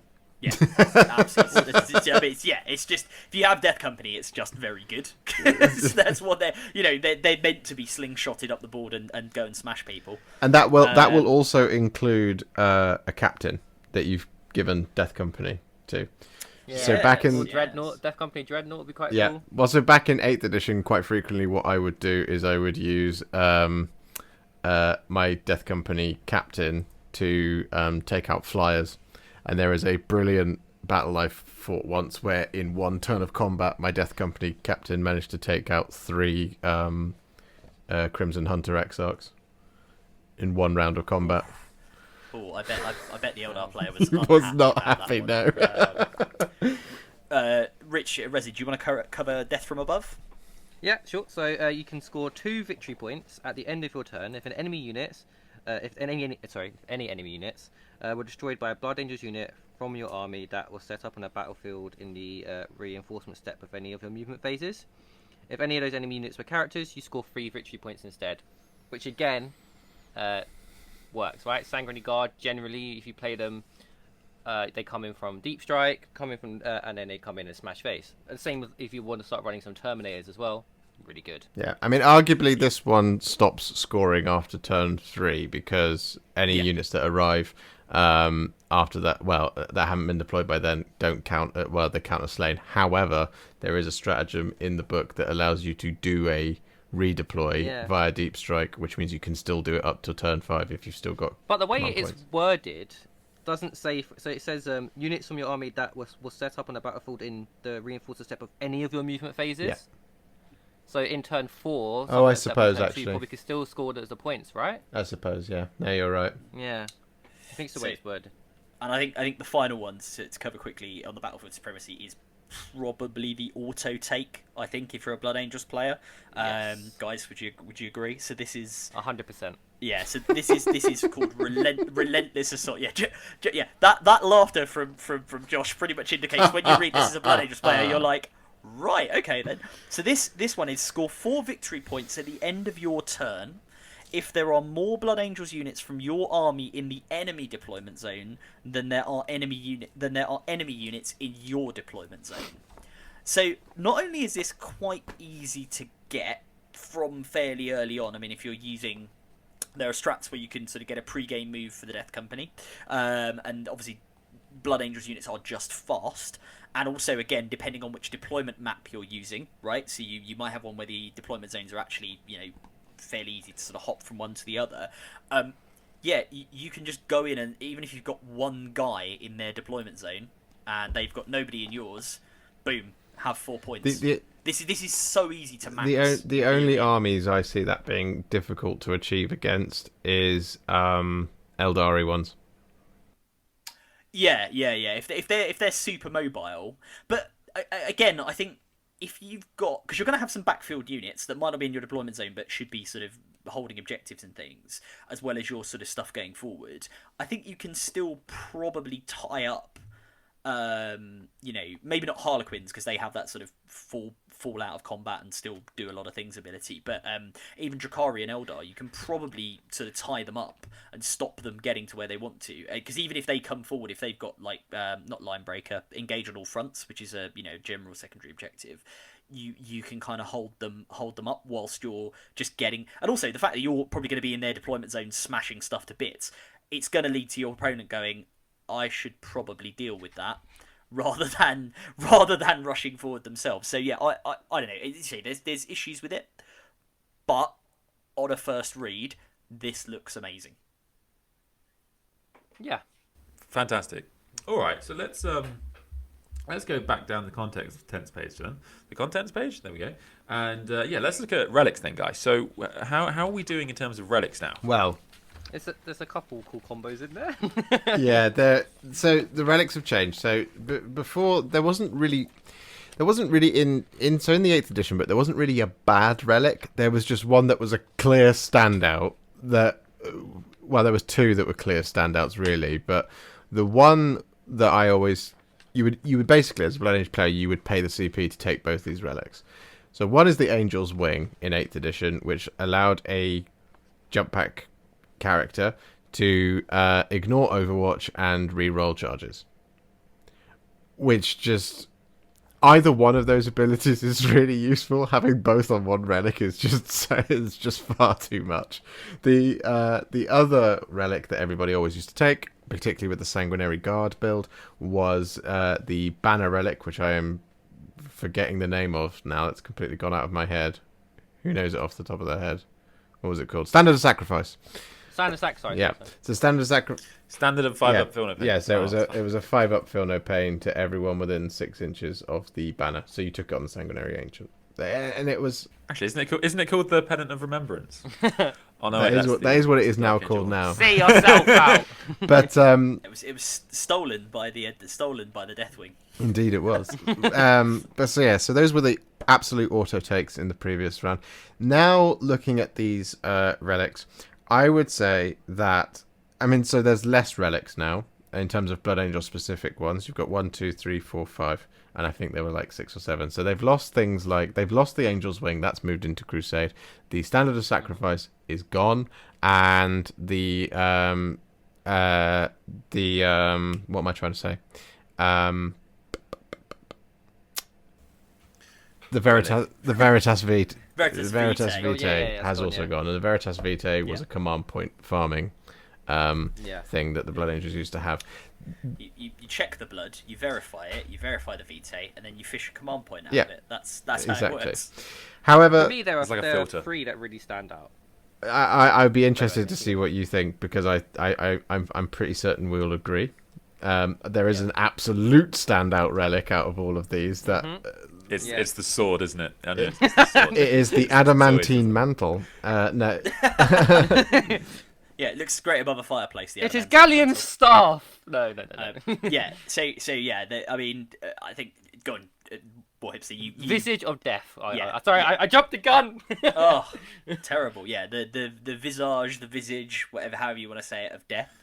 Just pour your visage all over us there, Rich. That's rude. Well, go on. Do you want to? I came early. Do you want to describe it? It's so off the nose. This is a family-friendly show. Yeah, welcome to our not podcast. So the crafted mask as a thing of dark beauty to the Blood Angels and a sign of impending doom to their enemies. Oh my god! Basically, it does capitalise those letters as well as you read it, so you have to read it like Yes, Rich you just did. So basically, each time a melee attack is made against this unit, subtract 1 from the attack's hit roll. That's kind of good. It's all right. Yeah, it's okay. Yeah. But then, the bearers gain the following ability: Visage of Death Aura. While an enemy unit is within 3 inches of this model, it loses the objective secured ability and any similar abilities that allow it to control an objective marker regardless of the number of enemy models within range of that objective marker. Boom! Oh Boom. yes. I mean, Oh my God. I mean, what this presents the opportunity for is for your Blood Angels, jetpack wielding, captain or whoever you've given the relic to pop up in among an enemy that's got an objective, and just like Obi-Wan Kenobi in Star Wars, just go hello there and just turn off objective secured. And when they sit there and go, oh yeah, I've got my 5 points for that holding that objective, you go, no you don't. Yeah. And combine it with Rights of I think War. it's also worth pointing out there's a Warlord trait that gives you objective So secured too. combine that with the Warlord trait Yes. Rights of War, you are laughing. Yes, so you not only can take it away, you can steal it from them. It's very nice. And it removes all obsec. So, Yes. like what we've seen so far, this is the first example of this in the game, outside of Black Legion, who have a strat, but like the first one that's made it commonplace ever. And the reason it's so big is because we've seen a bunch of things that people are going to take because they're so good. They're basically auto takes, and they count you as double obsec. Yeah. Now that's ridiculously good. However, this is like nope, it's all mine. I don't think... My objective. I want it. I mean, the Necron, one of the good example is this Codex has come out. It's interesting to see how it's There's like 5 ways to get it in Space Marines, and they're all I say, they're all Don't so forget good. the They're Reaper basically stratagem. auto takes, and as a Blood Angel player, you're just going to be like, no, you don't get it. The other one, it's a really tough thing to decide, and I think again you're going to be spending CP to take all of them. The only one that you might not is if you don't take a Sanguinary Ancient because you're salty about him being 125 points. But the Wrath of Baal, which I was saying the other day to you guys actually in the WhatsApp group, I had started using the Wrath of Baal instead of the Standard of Sacrifice because I used Death Company, and the Standard of Sacrifice didn't work with Death Company. The Wrath of Baal is you add 2 inches to that unit to any units within 6 inches move characteristic until the end of the phase. So would that interestingly stack with Fuel on Fury? Boom. No, I believe Fall on Fury categorically states that it can be up to 12 Oh, it's inches. capped. It's up to 12. Yeah, it would be good. It would be good on a Death Company intercessor unit that because you then get a 8-inch. They don't have a jump pack. But so if you're running an army that has a bunch of Vanguard veterans, or you don't want a deep strike, which I frequently don't, and with the amount of terrain that is now recommended to be played on tables, and especially line of sight obscuring terrain, you don't need to put your entire Blood Angels jump pack units in deep strike. But having the Wrath of Baal with everything within 6 inches of it getting 2 inches to its extra movement, plus 1 to its advance rolls, you have Vanguard veterans, for example, that will now move 14 inches and then possibly an extra 7 on top. So you have Vanguard veterans that in near this model, or Sanguinary Guard even, or Death Company with jump packs, that can move potentially 21 inches, which is obscene. The other one is the Icon of the Angel, which is within 6 inches of this model, you can reroll charge rolls made for that unit. Boom. It's awesome. This is really good. I mean, I've got to admit, like I do like, again, for your run forward smashy facey captain, the Hammer of Baal is just quite cool. Awesome. So the Hammer of Baal is a thunder hammer basically, that has times 2 strength, AP3, and 3 damage. Yeah. So it actually says underneath an 8th edition Thunderhammer. That's what it is. But also interesting, you don't suffer the penalty for hitting as well. Yes. Yeah. So it's a well balanced Thunder Hammer. Yeah. It's just particularly well made, which makes it quite good. As all things should be. I mean, you listeners obviously can't see this, but you are wearing a hoodie. You do look quite menacing, Sandman. So you have got a kind of air of Thanos about you. Well, as the only Dark Angel here, I wanted to differentiate myself from you three. I mean, while we're here, should we have a quick look at the special issue war gear? Yeah, and also I think it's worth, because I know you guys have been talking about a lot off stream. The way you can use the Space Marine relics as well. Oh yeah. Not all of them, but like there's Teeth of Terror. Okay, does that mean I can talk about the Teeth of Terror, Captain? Except the Teeth of Terror. Okay. No, go on. Explain unto us the virtues of the Teeth of Terror, Captain. So the Teeth of Terror Captain is a slash captain or a chain captain that I would say I come up with, but it's not really that imaginative. But if you work it out right with the right combination of warlord traits like the Imperium Sword and the Blood Angel abilities like Savage Echoes, you could get a captain with potentially 11 attacks. And that doesn't include if you start using things like the visions of the death visions, which means if you're like, one of them is, I can't find it in the book. I'm so excited. Someone help me. I know what you mean. The death visions of Sanguinius for the Death Company, where if every 5 models within attack, 6 inches of you, whatever, or 3 inches of you, you get an extra attack. Yes. So he could have. Nom nom nom. How many people? How many orc boys in the squad? Oh, like 30, yeah. So there were extra 6 attacks. So he's got 17 attacks. Give him exploding 6s with Unleash Rage. You're going crazy. Yeah. No, some really, really cool Sorry, stuff. that was just my really excited moment because I'm gonna. Yeah, I think actually, probably just quickly. I know we have spoken a lot about Death Company, but I don't think we've spoken about the actual Death Visions. So there are some really, really powerful things there. So I don't know who wants to take that. Got. Yeah. I keep getting the death. We shall duel over it. Okay. So Death Visions is a new mechanic for the Death Company. It's really thematic. It's awesome.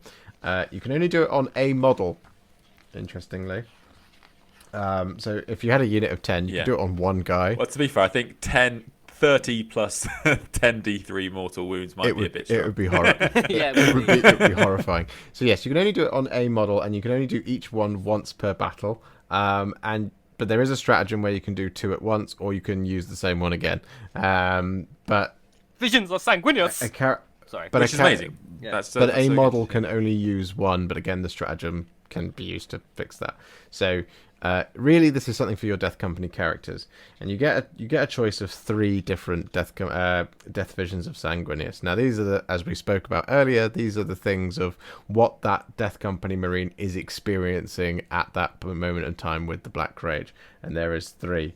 You have one they're experiencing being on the bridge of the Vengeful Spirit. The other one they're experiencing the grace of the Angel, and the other they're experiencing to slay the War Master.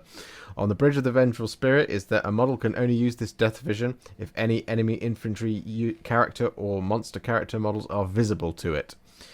If a model uses the Death Vision, then until that fight is resolved, add 1 to that model's attacks characteristic for every 5 enemy models that are within 6 inches of it. You also get to re-roll the hit roll for each one of those attacks. I forgot about re-rolling the hit roll. That's even which better. is even better. And that is why you won't be on the next stream, Rich.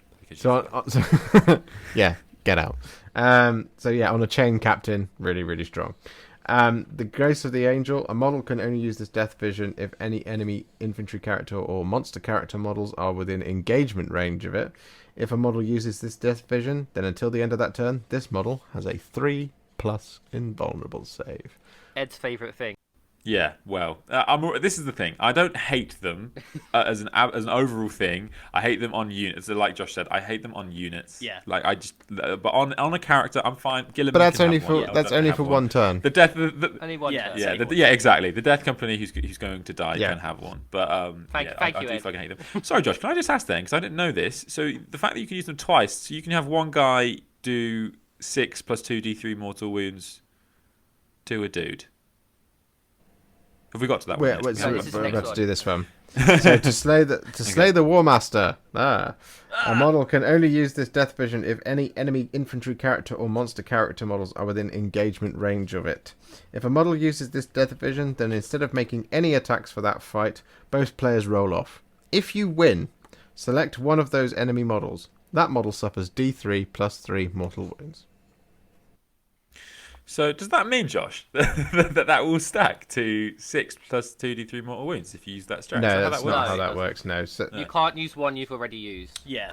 Oh, okay. Yeah. Thank God, because that would be it's a lot. That. I think one thing that's worth saying about why obviously apart from the obvious stuff that that you get from this about having like a 3-up invuln save, is one of the reasons this is so powerful is that as Josh says, you can put this on, you probably want to be using this realistically on your Death Company characters, so you can upgrade your captain or a lieutenant to be a Death Company captain or lieutenant, as we've said already in the Lost section of the book. So again, page 47, and you pay some points for that.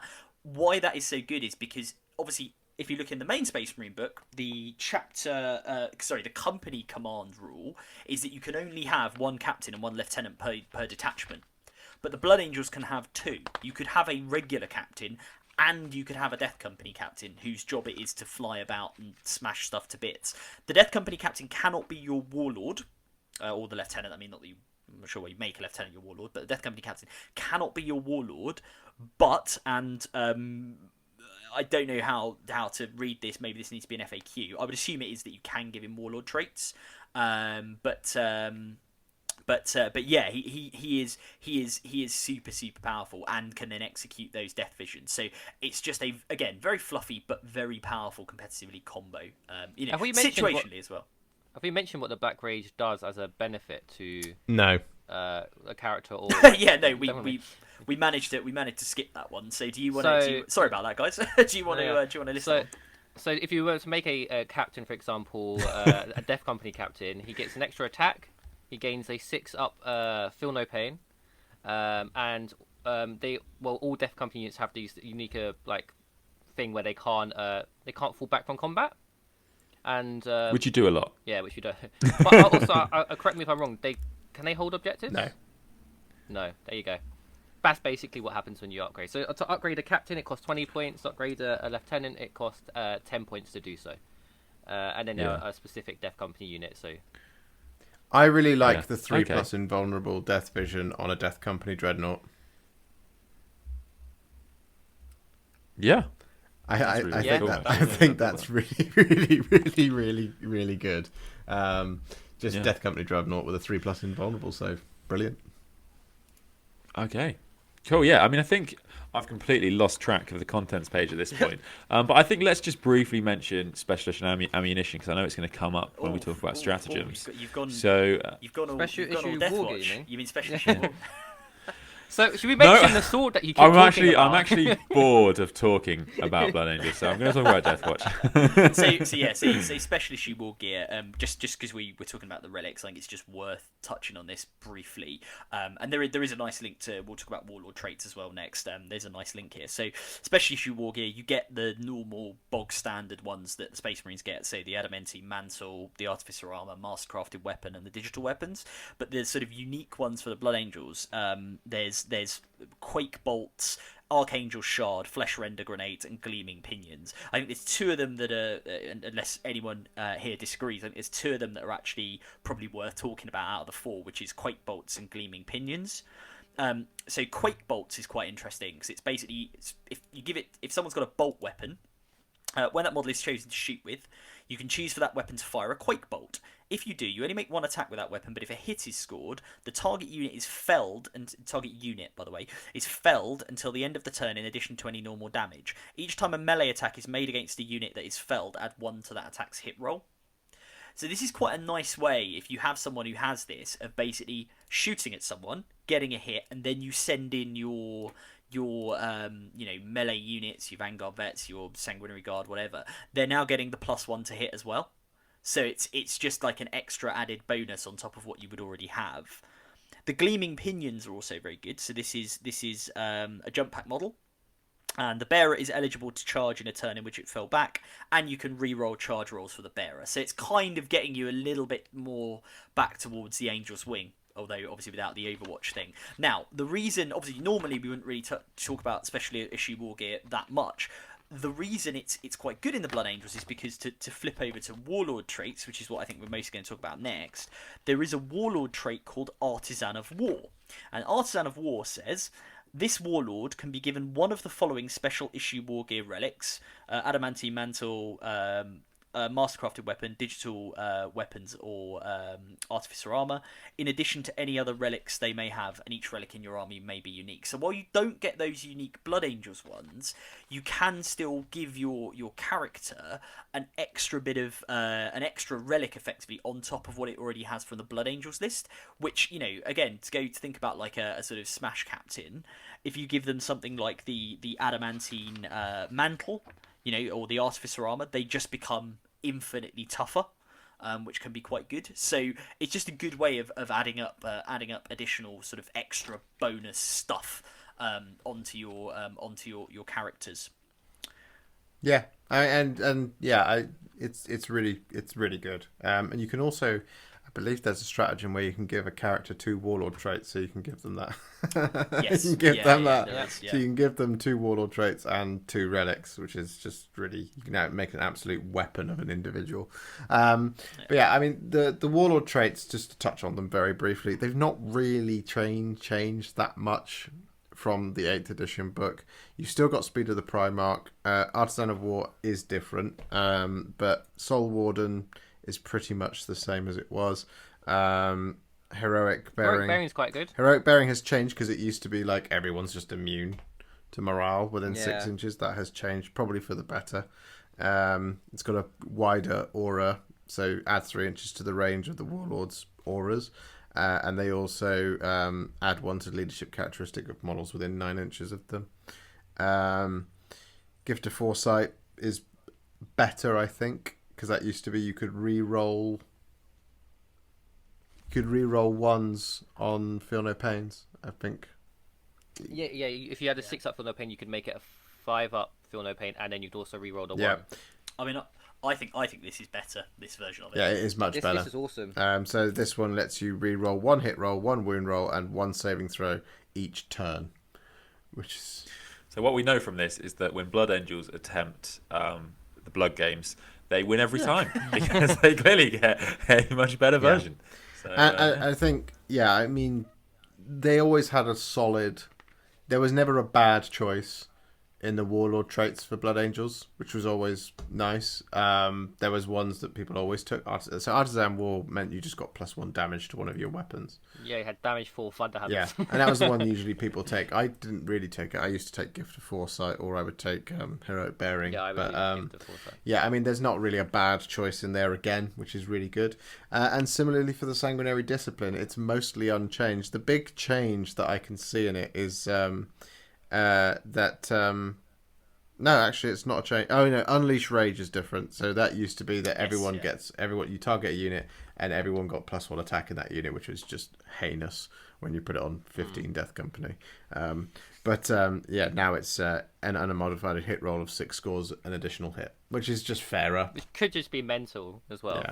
Yeah, they've all moved all of their Sanguinary discipline powers have all moved to Warp Charge 6. Yeah. Which I think is like an increase of 1 for a couple of them, but actually it's mostly because quite a few of them were Warp Charge 7, so it's actually it's a bonus for quite a few of them, I think. And some were Wings has slightly changed. Some were flipping Warp Charge 5. Wings was 5, I believe. It was so easy to get off. Wings Wings has changed slightly, a little bit from it before, right? Its power could only I believe before you would be Psychic phase and it would stay active to the next psychic phase, so you'd gain the benefits in the next movement phase. Whereas now it's a Warp Charge value 6, the Manifest Cyclone making a normal move or fall back as if it were your movement phase. In addition, until the end of your phase, the Cyclone has a move characteristic 12 and a fly killer. It's more that they've just made it explicit now, because the previously it was like the absence of the wording made people just go, okay, well then it's active. And understandably, like, you know, not trying to be janky at all, just understandably it's active till my next psychic phase, so the power is on, so I just fly about. Yeah, it used to be you would just continue to fly, which that came with all of the benefits of the charge phase. Now it means that if you fly a Dreadnought onto a piece of scenery, you will strand him on the top until he can do it again, rather than flying down in the next movement phase. But and I think now's probably just a good time to probably just quickly jump onto stratagems. Stratagems have changed from what they were in 8th edition, and I think they've changed not for the better, but for the health of the game. They've changed. I believe it was Descent of Angels has changed. It's no longer 3d6 charge. It is you get to re-roll charges, and you get to add one to your hit roll, which arguably is almost as good, but not quite, because a 3d6 charge is pretty tough to fail, even though I have managed it several times. They also get access to everything. Sorry. Go on. Yeah, sorry to jump in. I was just going to say, just because it's something you said earlier, which I think is important about this. Again, lots of people, a lot of the moaning about this book was about the fact that Descent of Angels went, because that 3d6 charge was just something you always used, because it's just Rich. It's so good. Okay. Yeah. But something you said earlier, Warhipster, about the amount of terrain. You said you don't want to be deep striking all the time because the amount of terrain on the boards. Obviously, the boards are now smaller as well. So actually, this stratagem, which obviously allows you to ignore all modifiers. So if you need to charge through like a crater or through some woods or something, or anything that's going to give you minuses to your charge, that's really good to ignore that.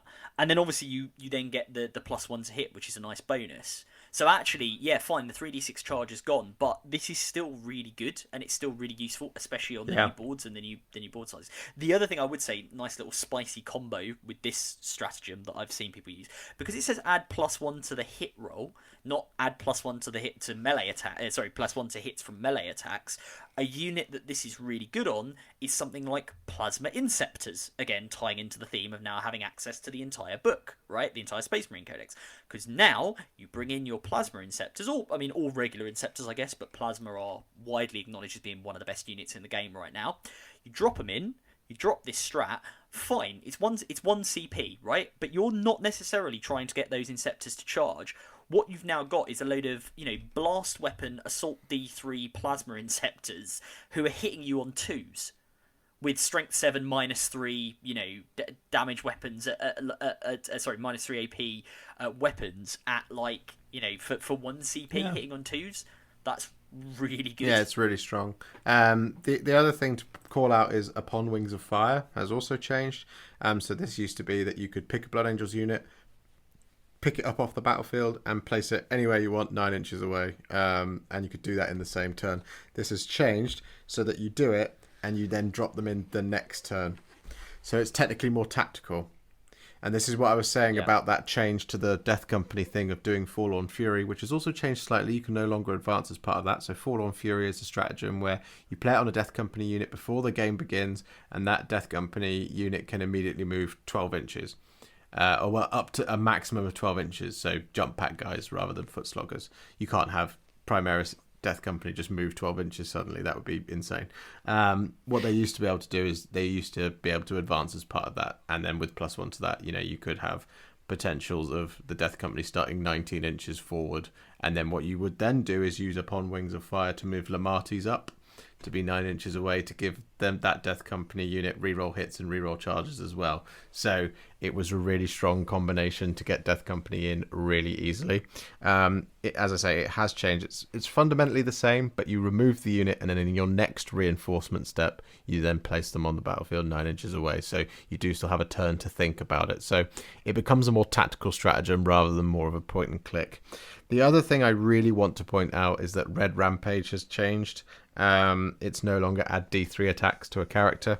It's just on an unmodified wound roll of a 6, the armor penetration characteristic attack is approved by 1 and is cumulative with the combat doctrines ability. It's not as good as it was, unfortunately. So it means I probably won't use that very much anymore. But again, you can use it in the command phase when you're in the assault doctrine, and it affects the whole army, right? If there's it does. Yeah. Sorry, I missed that part. Everyone, which is actually really nice. One CP, it is much better. Good. Yeah. Sorry, I completely missed that part. I think there's a couple in here like Red Rampage is an example of a really good one. Another one I really like just quickly is Angel's Sacrifice. I was which again is about 1 to CP. cover that one. Oh, sorry. Go on. I've jumped ahead. Go on. No. So the Angel Sacrifice is really, really, really, really cool, and there is a combination here that is absolutely insane, and it's so fluffy. So tying back in, Ed, to your question about how you build a fluffy army for Blood Angels, you bring the Sanguinor, and the reason is you bring the Sanguinor for this stratagem.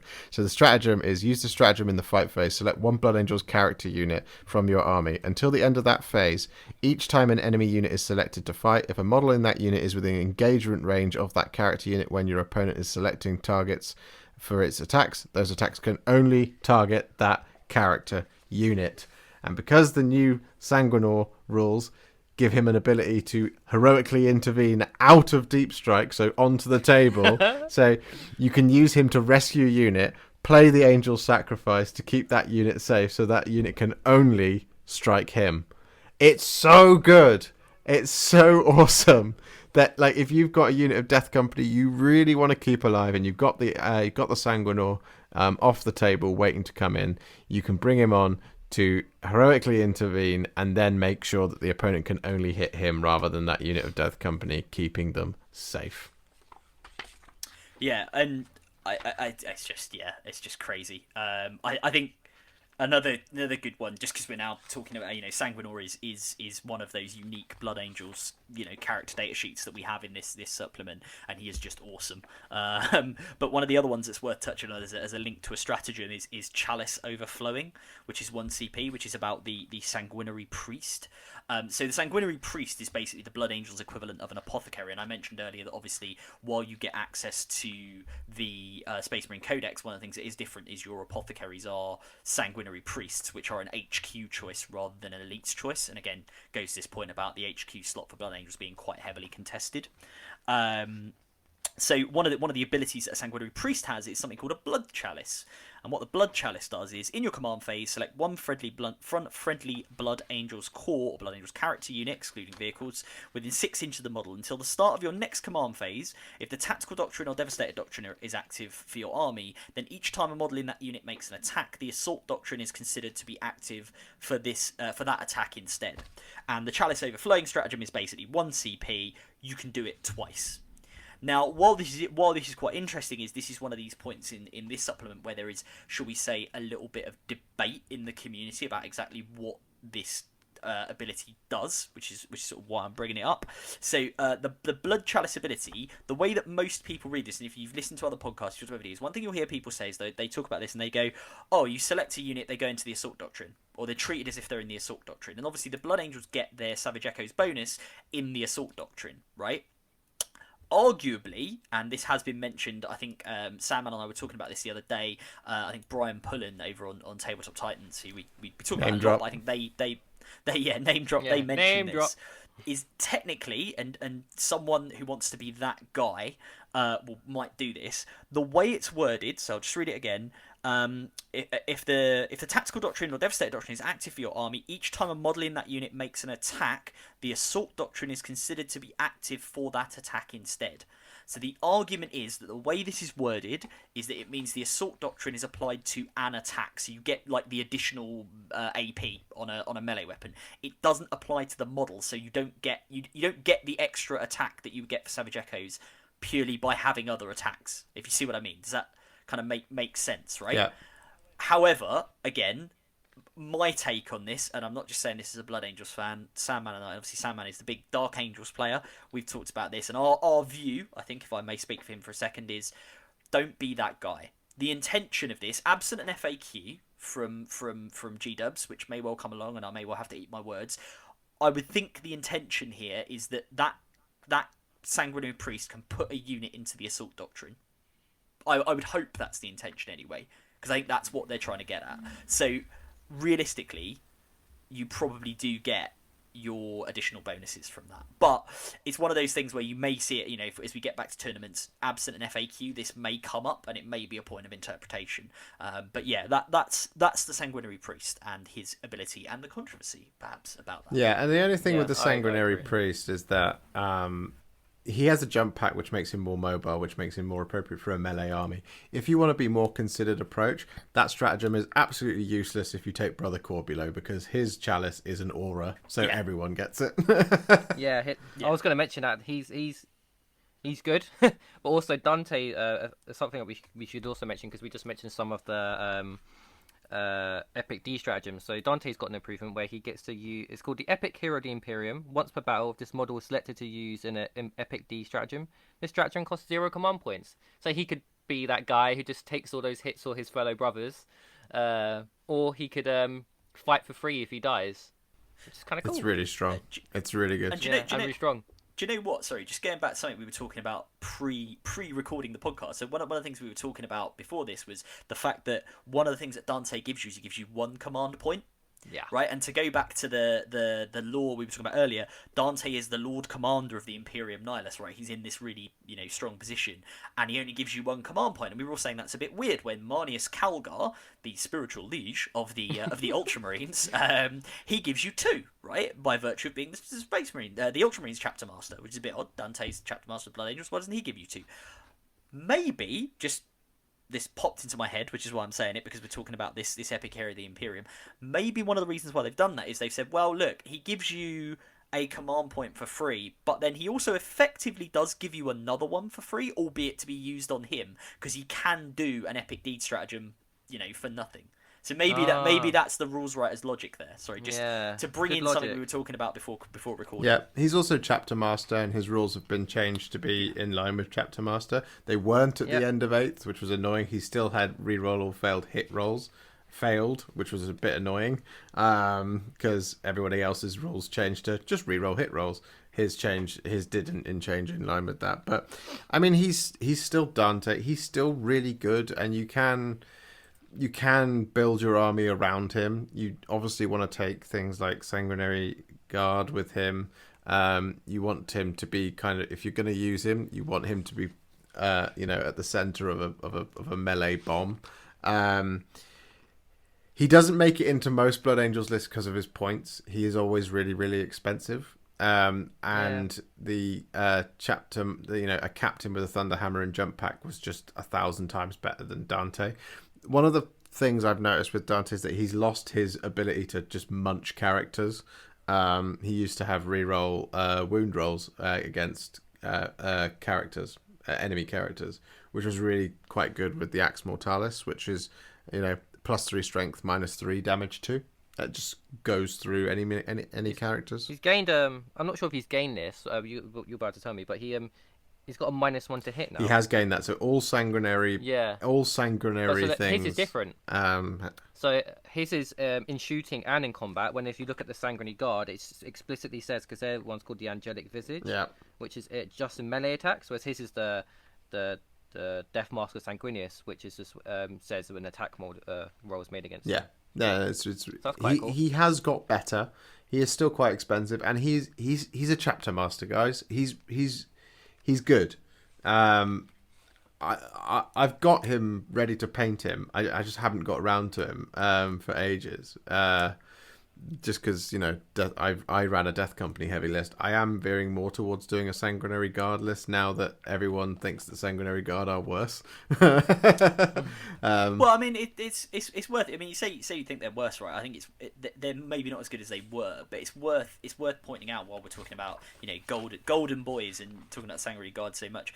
There's an argument to say, and again, others have said, and I think this is, sorry, I'm just going to keep mentioning, I think this is another sort of Tabletop Titans point that they've made, is that they think the Sanguinary Guard for their points are one of the best units in the game, because they're like they're 30 points base. You get you get 2 weapons thrown in for free that you don't have to pay for. Options of 2 weapons thrown in for free, which is the Encarmine, obviously the Angelus bolt gun, but then the Encarmine sword and the Encarmine axe, each of which are +1 or +2 to strength respectively, -3, -2 AP and 2 damage. So they're great killers of other Marines as well as other tough units. They get that -1 to hit in melee. They have a jump pack. You can use all those stratagems on them. They re-roll. They add 1 to hit rolls when they're within 6 inches of your Warlord. Yeah. So they're just a really strong data sheet. Yeah, They're- yeah, And they've got a really cool stratagem which allows them to heroically intervene for 1 CP. yeah. Yeah. I generally think they're still super Yeah, strong. they are. Well, not like, The- not the- very well, the- but like really, really good. The like, salt is for people who top think tier. they should have got an extra wound because they already had 2 wounds. They Yeah. they should have got 3 But they're wounds. they're not in Terminator armor. No, So exactly. No. sorry, too No, bad. I completely agree. But they do have a 2+ save. But what you don't get now with them is the 5+++. You don't get the Feel No Pain because you don't get the banner anymore. But you can take a Warlord trait that lets you do that. I mean, let's be fair. If you're, again, to go back to the thing about people complaining about supplements, if your argument is my particular thing, be it unit, stratagem, whatever, is not quite as obnoxious as it used to be, that's that's not like the worst thing in the world. Like if you've got a unit that genuinely does end up just being terrible because I don't know, maybe they point it into oblivion or something. Yeah, you can have a little gripe, and we know griping is a good third of the hobby. But come on, guys. Oh, I've lost my 3d6 charge and I haven't got an extra wound that I didn't have before. Oh no, but my unit is 30 points and will still absolutely mash most things it runs into. Yeah, it's still really good, guys. It's still really good. Yeah, and the only last thing, the last thing that I want to say is that Death Company with jump packs being limited to a 10-man unit rather than a 15, I think it's bullshit. That's the only thing. That's the only thing in this book that I think is bullshit. Because yeah, I mean. That is a good example of one that's, to be fair, no, that is a good example of one it's just a bit weird. Like, why? I mean, it's been 15 for a long time. The other thing that they've changed is, you can't take a bolt gun and chainsword. I was waiting for you. Which to say I that. get, because arguably they are two-handed weapons, and it's been a very meta choice for a long time in 8th to take bolt guns and chainsaws, and now with the doctrines that makes them so good, particularly with -1 chainswords or innately, and then becoming -2 in the combat doctrine. I don't think that one's as big of a bullshit thing as not being able to take them into units of 15. I really hate that as a change, and that is the only thing in the whole. But the rest of it, love it. The only thing I hate is being restricted to 10 rather than 15 because it just seems unnecessary. Yeah, it wasn't game breaking that you could have a unit of 15 Death Company, exactly, was it? So. Oh, I mean, I tell that to anyone who's ever been on the receiving end of receiving 15. end. Yeah. Hey, I've been on the receiving end and watched them fail to 3d6 charge, which was quite funny. But yeah, I that is the one criticism of the book. The rest of it, I think the changes are all for the better. But not being able to take a unit of 15 Death Company anymore just sucks. I mean, I think in summary, it's a really good supplement.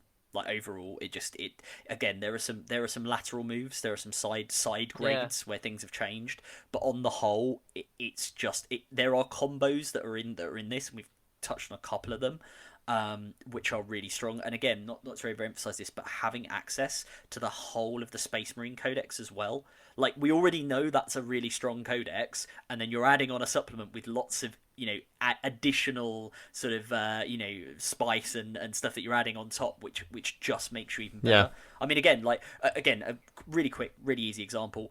A Redemptor Dreadnought in a Blood Angels army is a fantastic candidate to give the strat from the main codex to, that puts you into all doctrines at once. That's 2 CP, because you get all of the Blood Angels bonuses. You're getting all of the bonuses from the other doctrines. And again, in a Blood Angels army, because of the +1 to wound and effect from Red Thirst, if it gets into combat and the advance in charge, it's even better. So it's a good example of something that's very good already. Add the Blood Angel supplement on top with the ability to get there, and it just gets even better. Yeah, I'm happy we're not like the book hasn't come out and it's not made us absolutely ridiculous, because I don't want to feel bad for playing it, and it also just makes the game better as a whole. I mean, I think it was already as a faction. If it's funny because it's for a long time it's been a case of, well, there's the very obvious Smash Captain who's very easy to use, but to use mono Blood Angels, it used to have some problems because it is a melee focused Space Marine chapter, and to get the best out of them you had to take as much melee as you can, and a lot of Space Marine benefits were based in taking lots of guns. So we saw that the strongest thing in Space Marines for a long time was Iron Hands, Leviathan Dreadnoughts. Now, you could do a diet version of that with the rest of the things in the Space Marine Codex, but if you tried to do it with Blood Angels, you're just not getting anything out of it. So they were a bit more of a thinking man's army, and I think this book changes them to be even more so, because the Smash Captain, whilst you can still do him, Jump Pack, Thunderhammer, Storm Shield, he's not as point and click, overpowered, ridiculous nonsense as he was before. You can get him to those levels, but it takes a little bit more thought, and it takes a little bit more kind of nuance with the model, I think.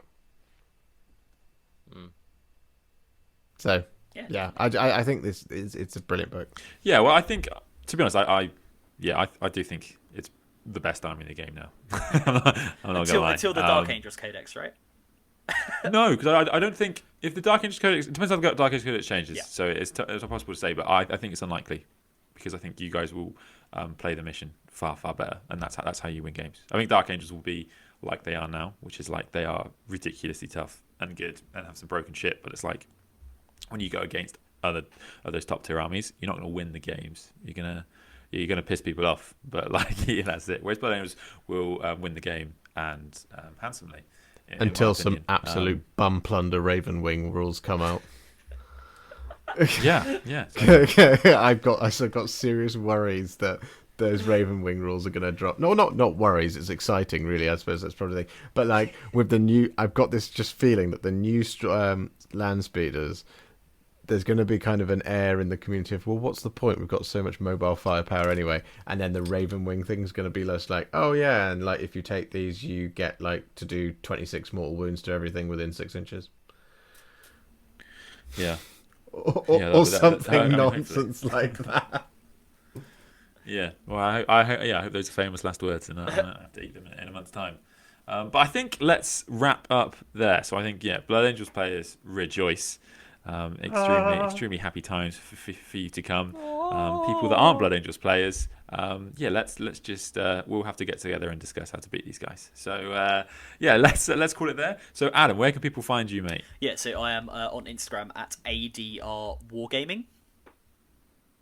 Brilliant. And Rezza? I am on Instagram as at Rezzaprime. And Josh, can I get the list? I am in Cheltenham. No, You have to go there to do it to meet We'll put the PO No, box I'm on below. Instagram as the Warhipster. I'm on YouTube as the Warhipster.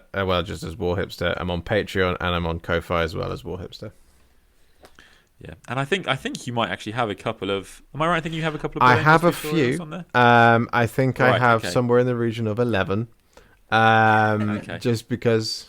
You should have stopped at 9. I know. That's fine. I know. And also, we're going to be doing a Death Company tutorial very soon. Awesome. Nice. Well, I think that's really exciting, because the Death Company I think look quite neat as Blood Angels Intercessors, but you don't get a massive amount of support in terms of kits. So I think painting those is going to be a real interesting challenge for our people. And you can find me at the Sandman Hobby, or you can find us all at the Conclave 40k podcast. Adam, did I get that right? I think we're at the Conclave 40k on Instagram. At the Conclave. Fuck's sake! 40k. Every time I get it wrong. We'll Jesus get there Christ. eventually. But and you can. No, I won't. I think you can also send like comments or anything to us at the conclave40k@gmail.com. I believe is our email address. So yeah. Sure. Yeah. Or in letters, memes. you can write to us. You can Carrier pigeon. You can find us on Discord. I'm sure you can. Yeah. There is Yeah. literally too many Psychic ways. into the warp. Too many ways to talk to us. And nobody does. Nobody likes us, guys. Yeah, but if you do have episode ideas or stuff you'd like to hear us talk about, or memes, whatever, feel free send them through and Or just send in insults to about Quipster. Yeah, if you don't like Custodes, let us know. This was a very liked bullying Quipster episode, and I think. Should we get some? No. Let's leave it at that for this time. But next time I'm on, it's Well, just going to be. He's in therapy. He's in therapy today. Something about workplace harassment. So all right. Brilliant. Right. Well, thank you. Thanks very much for listening, and we'll see you. Bye.